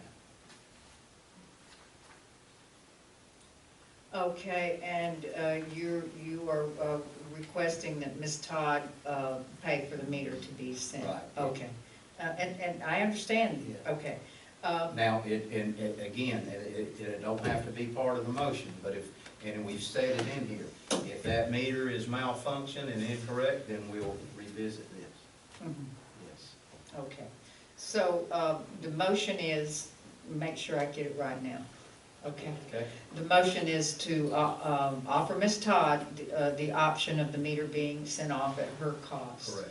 And then if the meter is not working correctly, she'll be responsible for her sending the meter off and That's for correct. setting up a payment plan. Correct. Okay. If it is working correctly. If the meter's Yes, working yes, if correct. the meter is working correctly. Thank you. And that is the motion by Commissioner Melander. Do we have a second? I'll second. Okay, and we have a second by Commissioner Brown.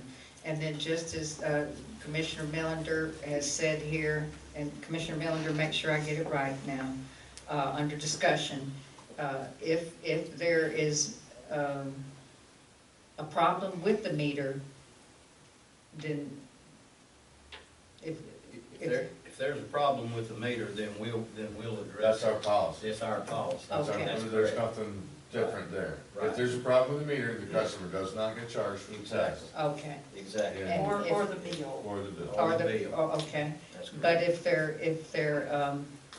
if the meter is functioning properly and correctly, then the customer is responsible for the bill. And the Correct, meter- and the meter cost of sending it out. Right, and they'll get the option to work with staff to set up a payment plan, and not have to do it all at one Okay, time. all right, very good, thank you.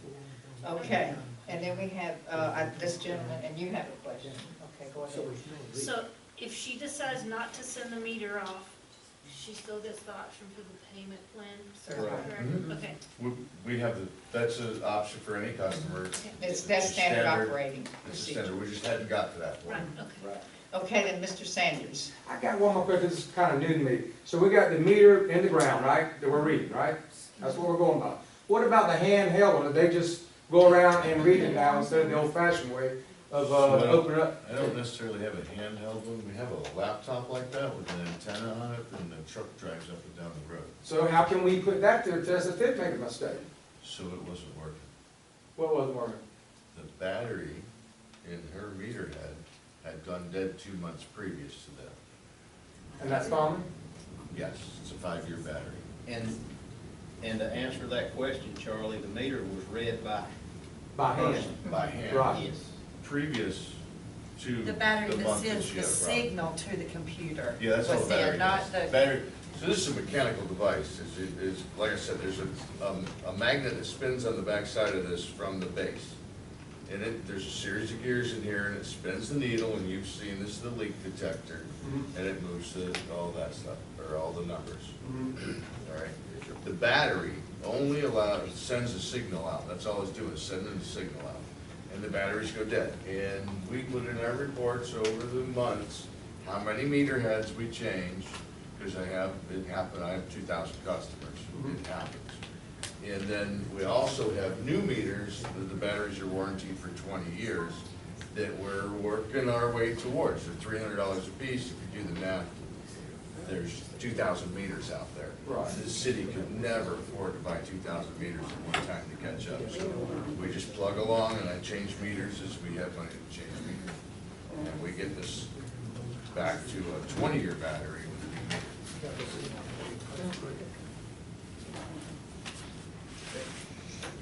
Okay, thank you, Charlie and Mr. Sanders. Is there any other discussion or questions? Any other discussion or questions? Okay, sir. Ma'am, I just want to say,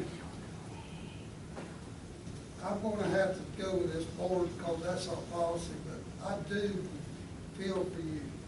And I just did not use the water. I did not use that water.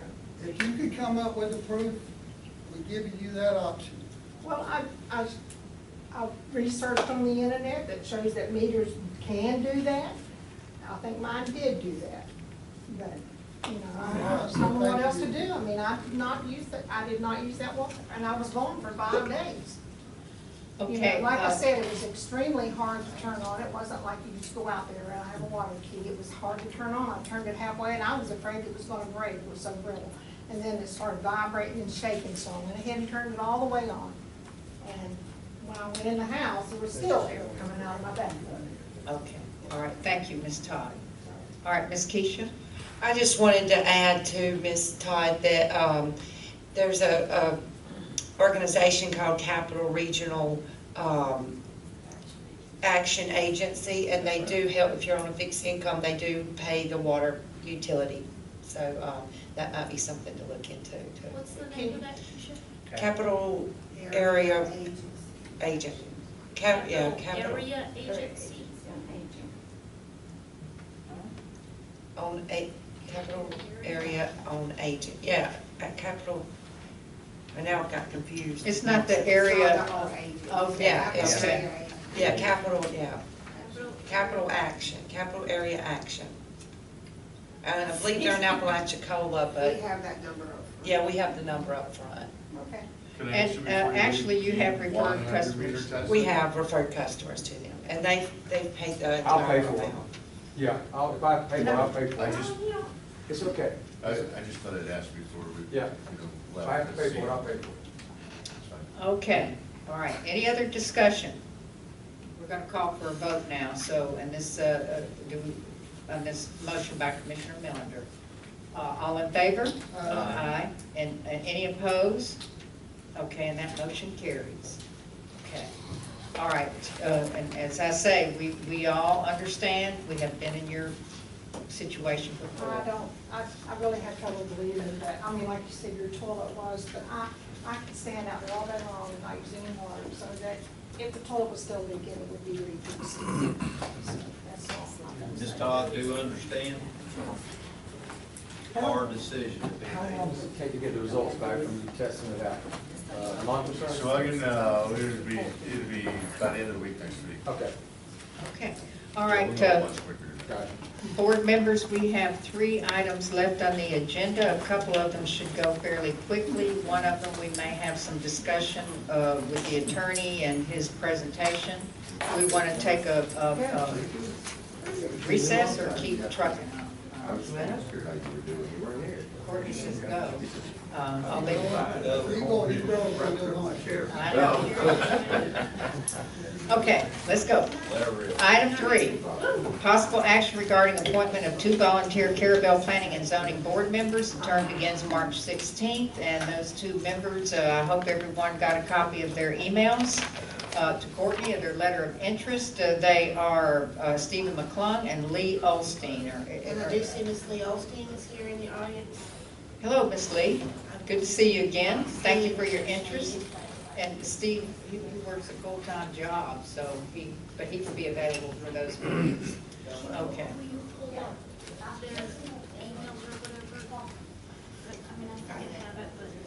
Can you read them?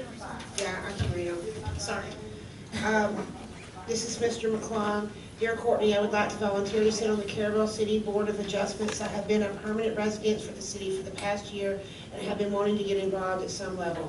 I work at Florida A&M University, where I serve as the director of the Sustainability Institute Innovation Center, the university business incubator. In the past, I've worked in business schools at several universities, and I'm currently involved with a startup company bringing an internet-based learning system to the market.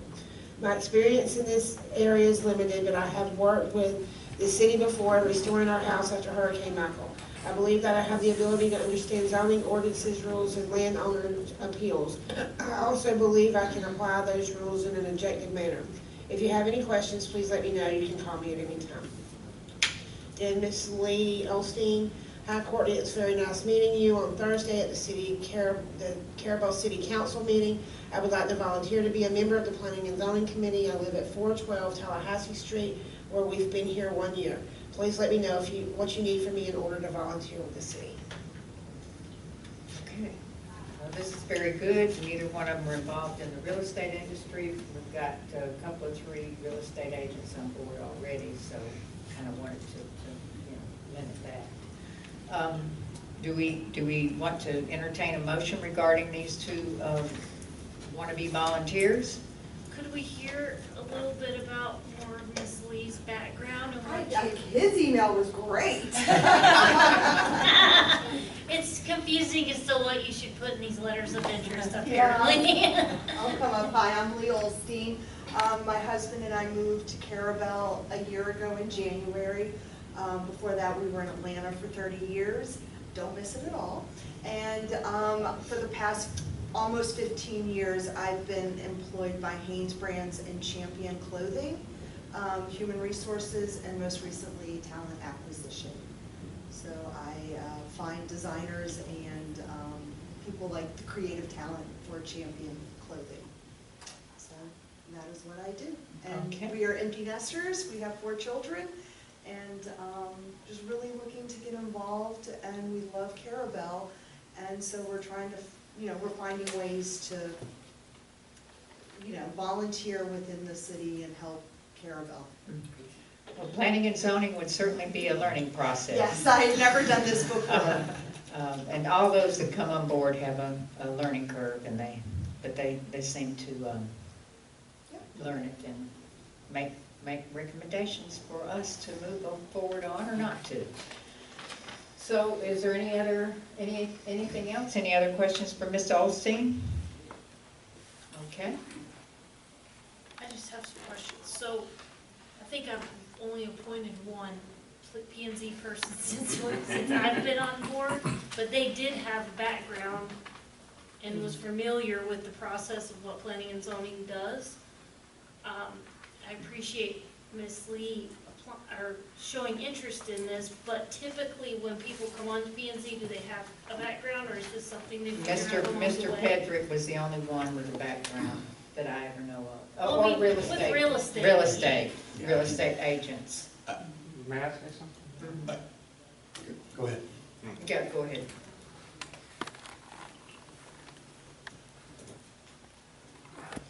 Vance Pedrick, just in their defense, the P and Z catches plenty of heck from me. I think it would be awesome having somebody come in fresh that can actually look at our zoning and ordinances, and from a, not an objective state of mind. You know, a lot of real estate agents, building contractors, and everything else has their own objectives. So bringing some fresh bodies in with an open mind to learn might be a good thing.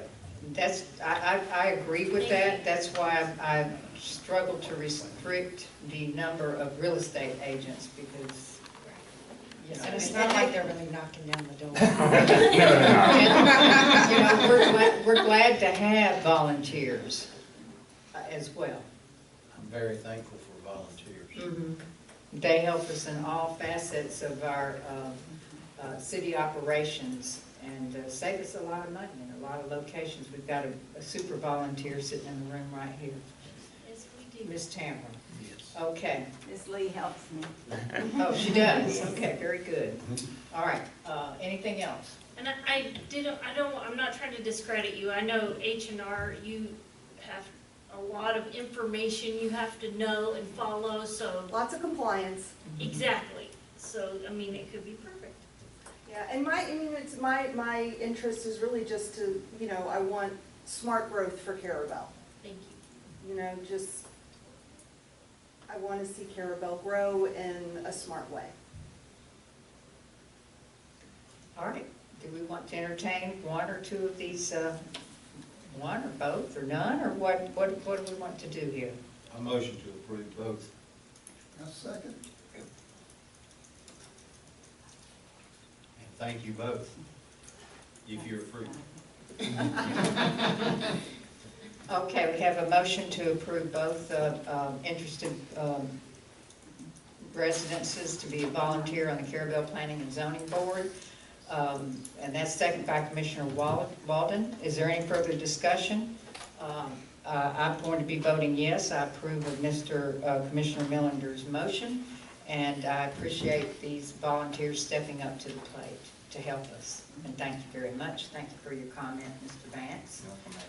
Any further discussion? All in favor? Aye. Any opposed? And that motion carries. All right, very good. Thank you for coming to the meeting. Item 4, discussion and possible action regarding staff recommendation for the Community Redevelopment Agency District Landscape Maintenance position, and we'll turn this over to Courtney. I had 2 applications turned in for this job, but when we went to do interviews, we could only get a hold of the one applicant. Dustin and I did interview this gentleman, and he seems like he would be a good fit for the job. He turned in a nice resume. He has some management type experience, which he'll need if he's going to supervise inmates. We think he'll work out pretty good. So we are recommending Mr. John Williams for our CRA job. One question. Has he, his background checks, he had one of those done yet? We have not run a background check, so that would be contingent on him being able So to. his hiring would be contingent on leaving? And he's aware of that. Yes, he's aware of that.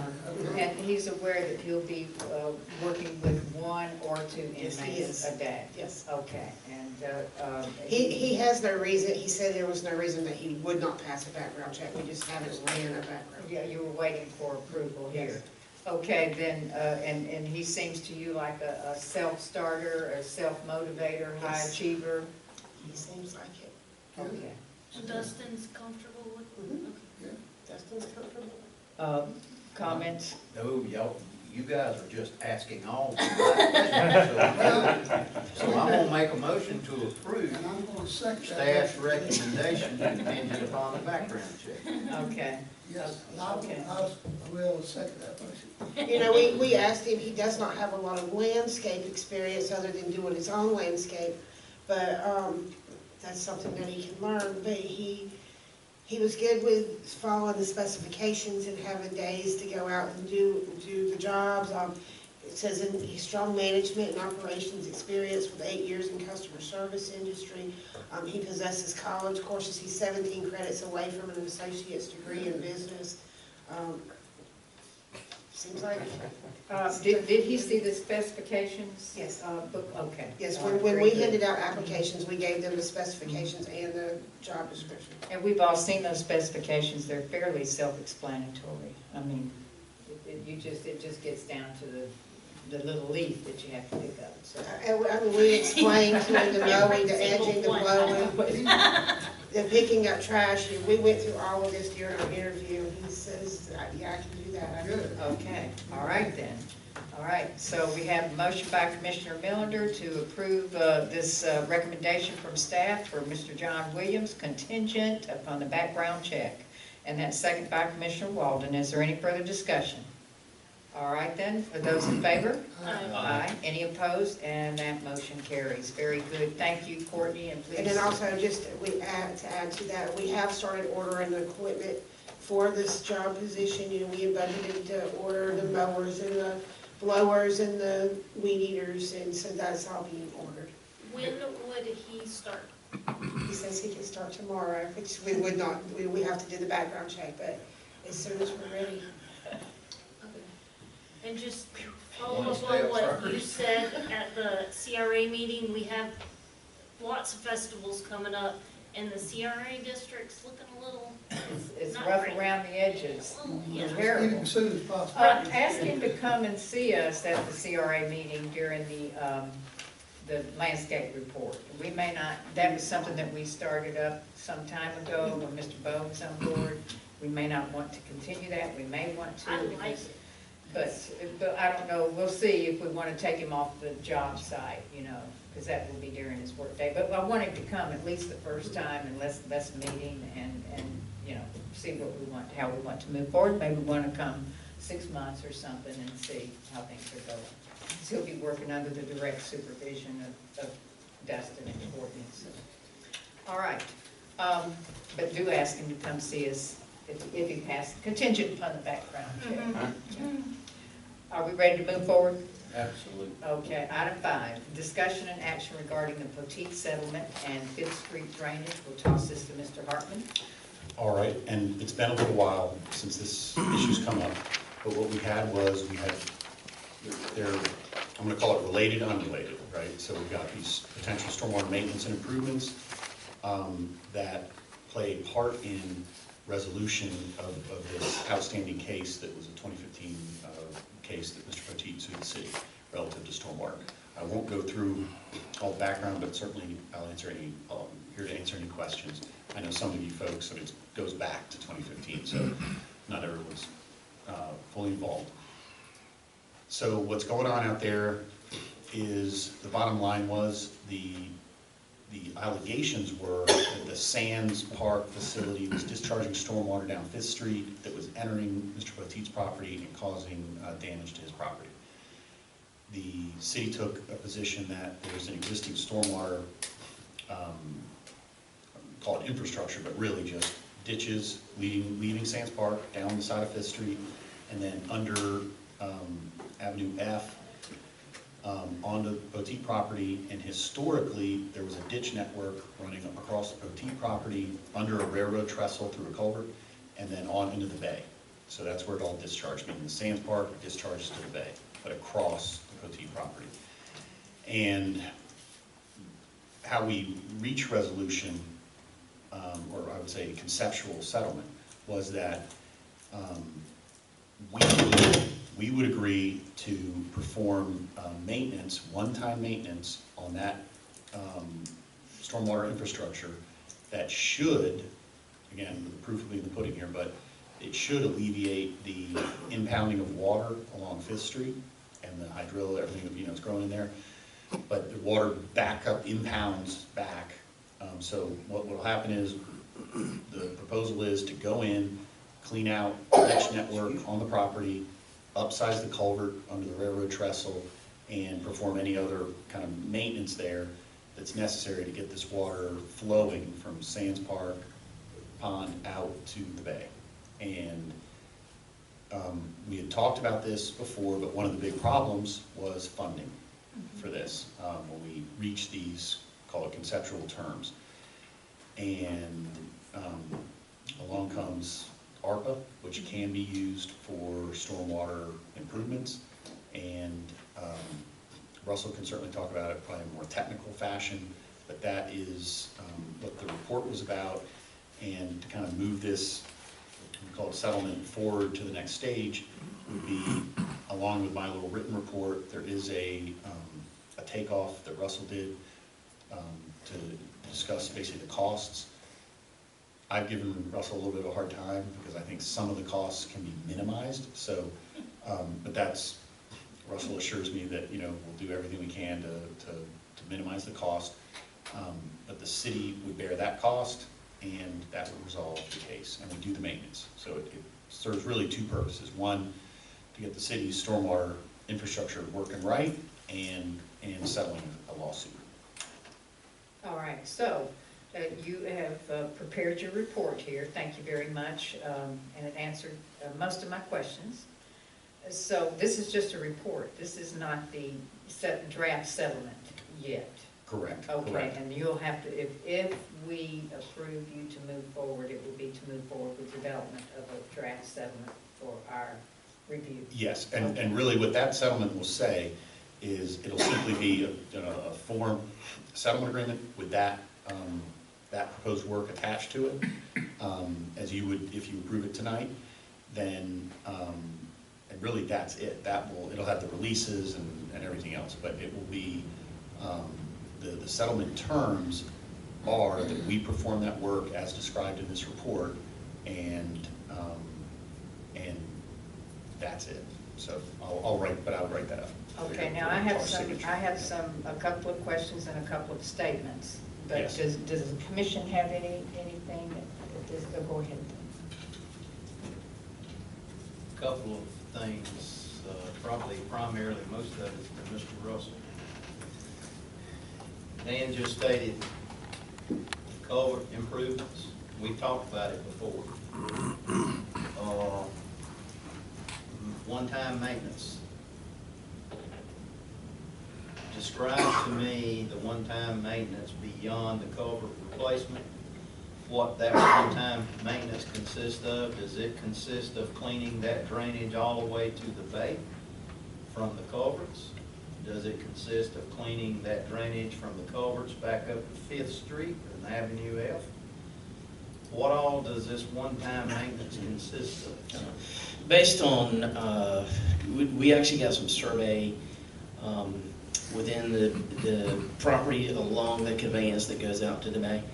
And really the maintenance would be from that culvert at the railroad crossing towards the bay. That's really the area where the maintenance would occur. Upstream from that point back to 5th Street, there's no need for maintenance there. So the maintenance would be primarily on the private property. And that would consist of cleaning an old ditch out. It is an old ditch, and I've walked the property. There is an obvious man-made ditch system there, and it definitely could use maintenance. And that concerns me, and that's the reason why I'm asking you this, Russell. I haven't walked it, but just from knowledge and knowing a little bit of what's there. Is equipment, normal equipment, going to be able to traverse alongside that ditch to the bay? Or are you gonna have specialized equipment to go in there and clean that ditch? That's a great question, and I've put a lot of thought into that, and I think it's going to take a combination. There is a piece of equipment called a Mitney Munker. It's like an excavator, but the legs on it articulate, and it can reach places that normal equipment can't. And there are folks who have that specialized equipment. And you've considered paying for that specialized equipment in this $70,000? Yes, and I think that's that may be the point of contention with Mr. Hartman, why my budget is so high on it, but I do want to establish a budget that's enough. You know, I don't want us to get into this and find out that we need more. Well, I kind of stand firm with Mr. Hartman. I like not to spend. I agree. I agree with that too. Now, the other question, I know I'm full of questions here, but I seriously have questions. That specialized equipment, if we go alongside that ditch with that specialized, or the contractor does, not we, but we hire them to do that, and the landowner comes back and says we've damaged their property along that ditch, that they want it repaired, corrected, et cetera, where are we at on that, Mr. Hartman? Okay, so again, the conceptual terms are that we are not responsible for harm to the property, meaning, and what I was concerned about mostly, that's another good point, was, I mean, I'll keep it general, but it was trees. I mean, what they're complaining of is that our stormwater is causing damage to the property, right? And Russell has explained to me, despite my experience, that this is very technical and could get costly with the types of equipment necessary. But I was worried about, you know, trees and things that someone could bang into or have to remove or whatever else. But we've agreed, again, conceptually it'll be in the written agreement, but we have agreed that we're not liable for any damage caused or anything we need to move, or if we got to bring material in to stage and do this and that, we're not responsible for any of that. But you bring up a good point. In the estimate, you see lime rock, 4 inches of lime rock from Avenue F to the bridge. That was part of my questions. Yep, and that is to repair, what they alleged was that there was some damage caused to that section of the driveway by historic stormwater. But also, we do recognize that if we embark on this, moving equipment up and down, that we're going to be using that and we'll beat that up. So the lime rock is our way, that is the only damage that we'd fix at the end by putting that course of lime rock down but from just Avenue F to the bridge, the piece that's being used. So that is something where we are agreeing to fix it. We won't tear up his driveway, moving equipment in and out, but as far as the other property, we're not responsible for any damage to it. Okay. One other question, and I'll push. They're good questions, I appreciate it. When this specialized equipment starts working toward the bay, that's all wetlands, right, Mr. Russell? It is. Are we gonna get into any permitting issues with water management and the environmentals? It's possible. Now, maintenance activity is exempt activity, but we'll be very careful with that and engage with the Water Management District to make sure that they're approving of what's occurring. So, okay. Y'all ask questions. All right, go ahead, Commissioner Brown. Okay. Okay, while she's trying to figure it out, you ready? Okay. Okay, so from here on, if this is agreed to, from here on out, they are responsible. And if they don't keep up with it and everything starts backing up on the other side of things, how do we go from there? Right, so this is You know what I'm why we have lawyers, right? Yep. This is one-time maintenance.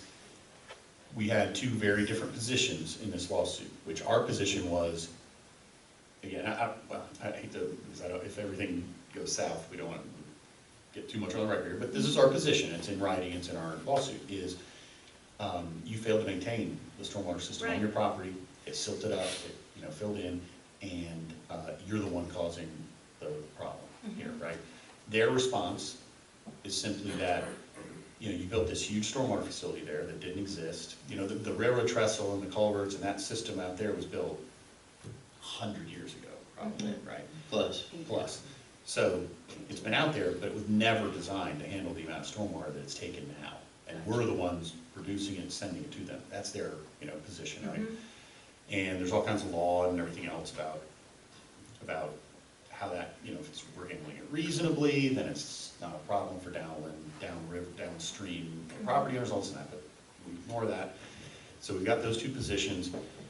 But to answer your question, what we would have to do is, we're gonna do some, I would hope, significant maintenance on that. That will be good for an extended period of time. Okay. Right? So that's the first, let's call it good news, but let's say 15 years from now, something that gets jammed up. Yeah. And we say, we contact Mr. Poteet, and we say, hey, you need to clean that up, you need to do a little bit of maintenance here, because we're getting the waters impounding again, there must be a problem on your property. He refuses to do it, then we're back to court, right? We would have the right, and we would reference this agreement from 30 years before that said this was one-time maintenance, and it does change the legal, like, chemistry of it, because he's, at that point, well aware that that is, you know, it puts us in a lot better position to force him to do the maintenance if he refuses to do it. That's just if he refuses to do it, or a subsequent owner.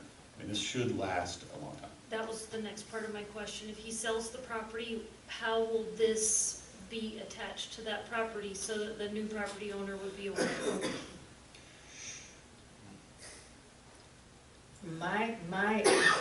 I was going to recommend that where you say there's the responsibility of Mr. Poteet, that it's the responsibility of Mr. Poteet to maintain the ditches and all of the heirs and assigns as well. Absolutely, the agreement can be made applicable to assigns, heirs, successors, that sort of thing. Yes, That's no problem. that would be, I would really want that to be in there. Yes. And then, So he could sell tomorrow, or the day after we agree on this, and then. yes, Theoretically. but the idea is too, and because I mean, certainly I can get into it and discuss this more with them, but this is not, the history of it is what's gonna help us, meaning this agreement and the knowledge that that is part of a larger system and everything else, and a subsequent owner will not, no matter how this is written up, will not be able to get off the hook on this, right? They'll be stuck with it. We want to make sure of that. Yeah. Is that document recorded? Is not recorded, so the settlement agreement would not be recorded. And when you say recorded, it's certainly official, it would be part of the minutes of the public meeting, everything else, but it's not recorded at the courthouse, like a deed or something. Attached to the deed. It's not attached, right, it wouldn't be attached to a deed. So is that not an option, or is that not there recommended? some way that it can be? I know it does not need to be binding or to be enforceable or anything else, but I will bring that up to just say, hey, I'm trying to think of what kind of, I mean, it's his property, and the city, I mean, to get into the business of imposing, call it routine maintenance or something, conditions on it, that wasn't something that we Right, 'cause discussed. Normally you would have a drainage easement on, but we don't want an easement because Then that, we would it's- take it over. Yeah, then we take it over. If you were so attached to Yeah, it. it is a double-edged sword. So you don't, you know, once we're done with it, it's back on you again, you have it, and we don't want So any it would claim. just be up to him to inform the new buyer, just like in the declaration page, and if he doesn't, they can sue him, and that's still not our problem. Exactly. Okay. That's how it would work. And we're out of it. Got it. Do you have anything else? That's all. Okay, I want to speak just a moment. So the responsibility to maintain now, first of all, you have already answered one question. The culvert is on private property. Yes, the culvert under the railroad trestle, I mean, think of this, this is, again, something, not an allegation, it's a fact. We put in a double culvert under F because of the increased flow to handle it. The culvert under the railroad trestle that's been there, I'm looking at Russell, as far as they don't put a date stamp on it, but it's been there a long time, right, since the railroad ran through there. It's a single, and it's undersized, and it was designed for whatever was going on 100 years ago. And so it makes sense that some of this is becoming a problem, right? So that's why it's being replaced. Okay, so that's part of the private property. It is. And your sentence says it will be the responsibility of Mr. Poteet and the responsibility of his assigns, heirs, and successors to maintain the stormwater ditches and the culvert under the railroad trestle. We wanted to maintain that culvert. It can get all stopped up and then we'll be Yes. stopped up. Yep. And it's not easy to make. Instead of saying Mr. Poteet, can we just put property owner? What I'll do is, and it's very common in a settlement agreement, it will say, Mr. Poteet, this is binding on Mr. Poteet, successors assigned, blah, blah, blah, in the settlement agreement. Okay.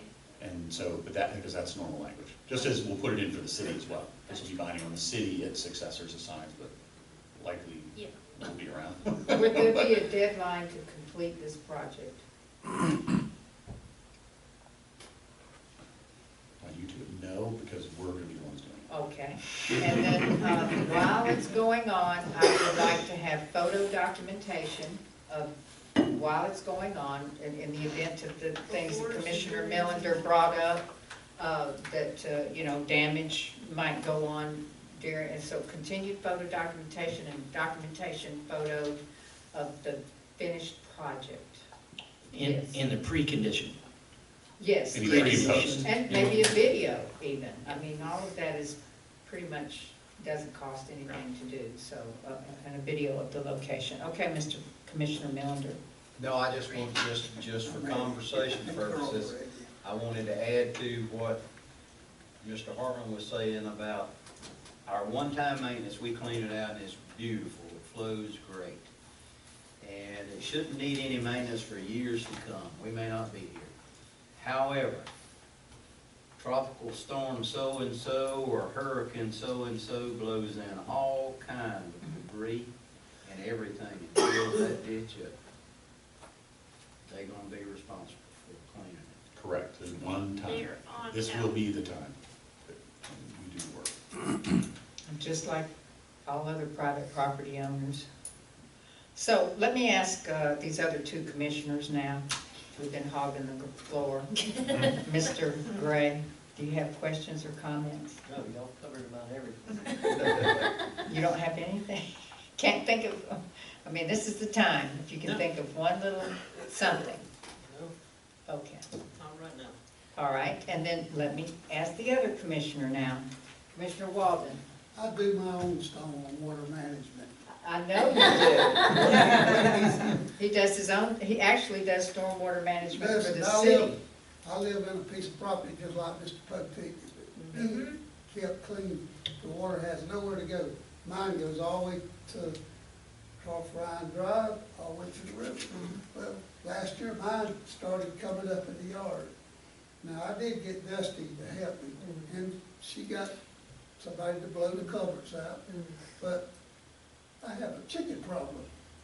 Chickens like scratch. Oh, they fill in your ditches. But I keep it clean, but now y'all have to, I die, it's somebody else's problem. But he cleans it as far as he can get to till he stopped, and he cleans it several blocks. Well, I go all the way to Ryan Drive, but once you get to Ryan Drive, it drops off about 3 or 4 foot. There to the, it'd have to be a lot of water to come up He there. keeps it park-like, all those Yeah. ditches in his But- neighborhood, very nice. Now, years ago, the county used to keep these ditches up. Even that one probably, they just quit. Why? Mosquito control used to keep all of them. Yes, they did. I remember when they used to come get our inmates and they'd take them down there and clean the ditches. I just can't reiterate enough, Mayor, I'd like to say this. Okay. My concern about, when I say our, the cities or contractors that work for the city's activity on the property, whatever the work may be, and our responsibilities of any damage or anything and so forth, it concerns me. So, Well, in the beginning, the contractors need to be briefed extensively on taking care, managing it like it was their own property. You know, and be very careful. And they'll need to be required to carry insurance as well. Okay, very good. And to the extent, I know Russell and I talked about this, to the extent city employees can do the work, we can do the work. up to a point, whatever. I mean, obviously specialized equipment or special this and that. So, and again, that's the area of potential cost savings, where we just need to accomplish the work that we've agreed to accomplish for the settlement, which is clean, clean, installing the culvert and clean the ditches. I don't know, just a comment, I don't know what Russell's design is on the culverts, but, and I don't know the possibility until we inquire if it was even possible. The county has equipment to put the culverts in. We might be able to partner with them, I don't know. I don't know what your thoughts were on that, Mr. Russell. So. Yeah, I'm all for it. I mean, anything that we can do to. Well, I'm not saying they're gonna be able to, but it'd be worth it. And yes, it would. They have put fairly large culverts in over here on Owens Drive next to Mr. Jackson. And then over there by Mr., back there, Preston. The city bought the culverts and the county put them in. That's right. Is that on public property? It was on the city streets. Oh, not on private property, that might be an issue. No, they do out on Herndon, they put two that the But property owner paid for the culvert and the county put the culverts in. But that's in county But ditches. it's on the right of way. Yeah, and the right of way. Exactly, that's on the right of way. Yeah. It wouldn't hurt to ask. Exactly, it wouldn't hurt to inquire. Okay, anything else now? Because I'm gonna call for a motion. Anything else? All right, I want a motion. I'm gonna motion to direct the attorney to draft the settlement agreement for approval or disapproval by the commission. Settlement agreement with the Poteet. And I'll second that. Okay. All right, that's a motion by myself, second by Commissioner Brown. Is there any further discussion? All in favor? Aye. Any opposed? All right, and that motion carries. Now, is there any further business tonight, folks? Any further business? We're adjourned.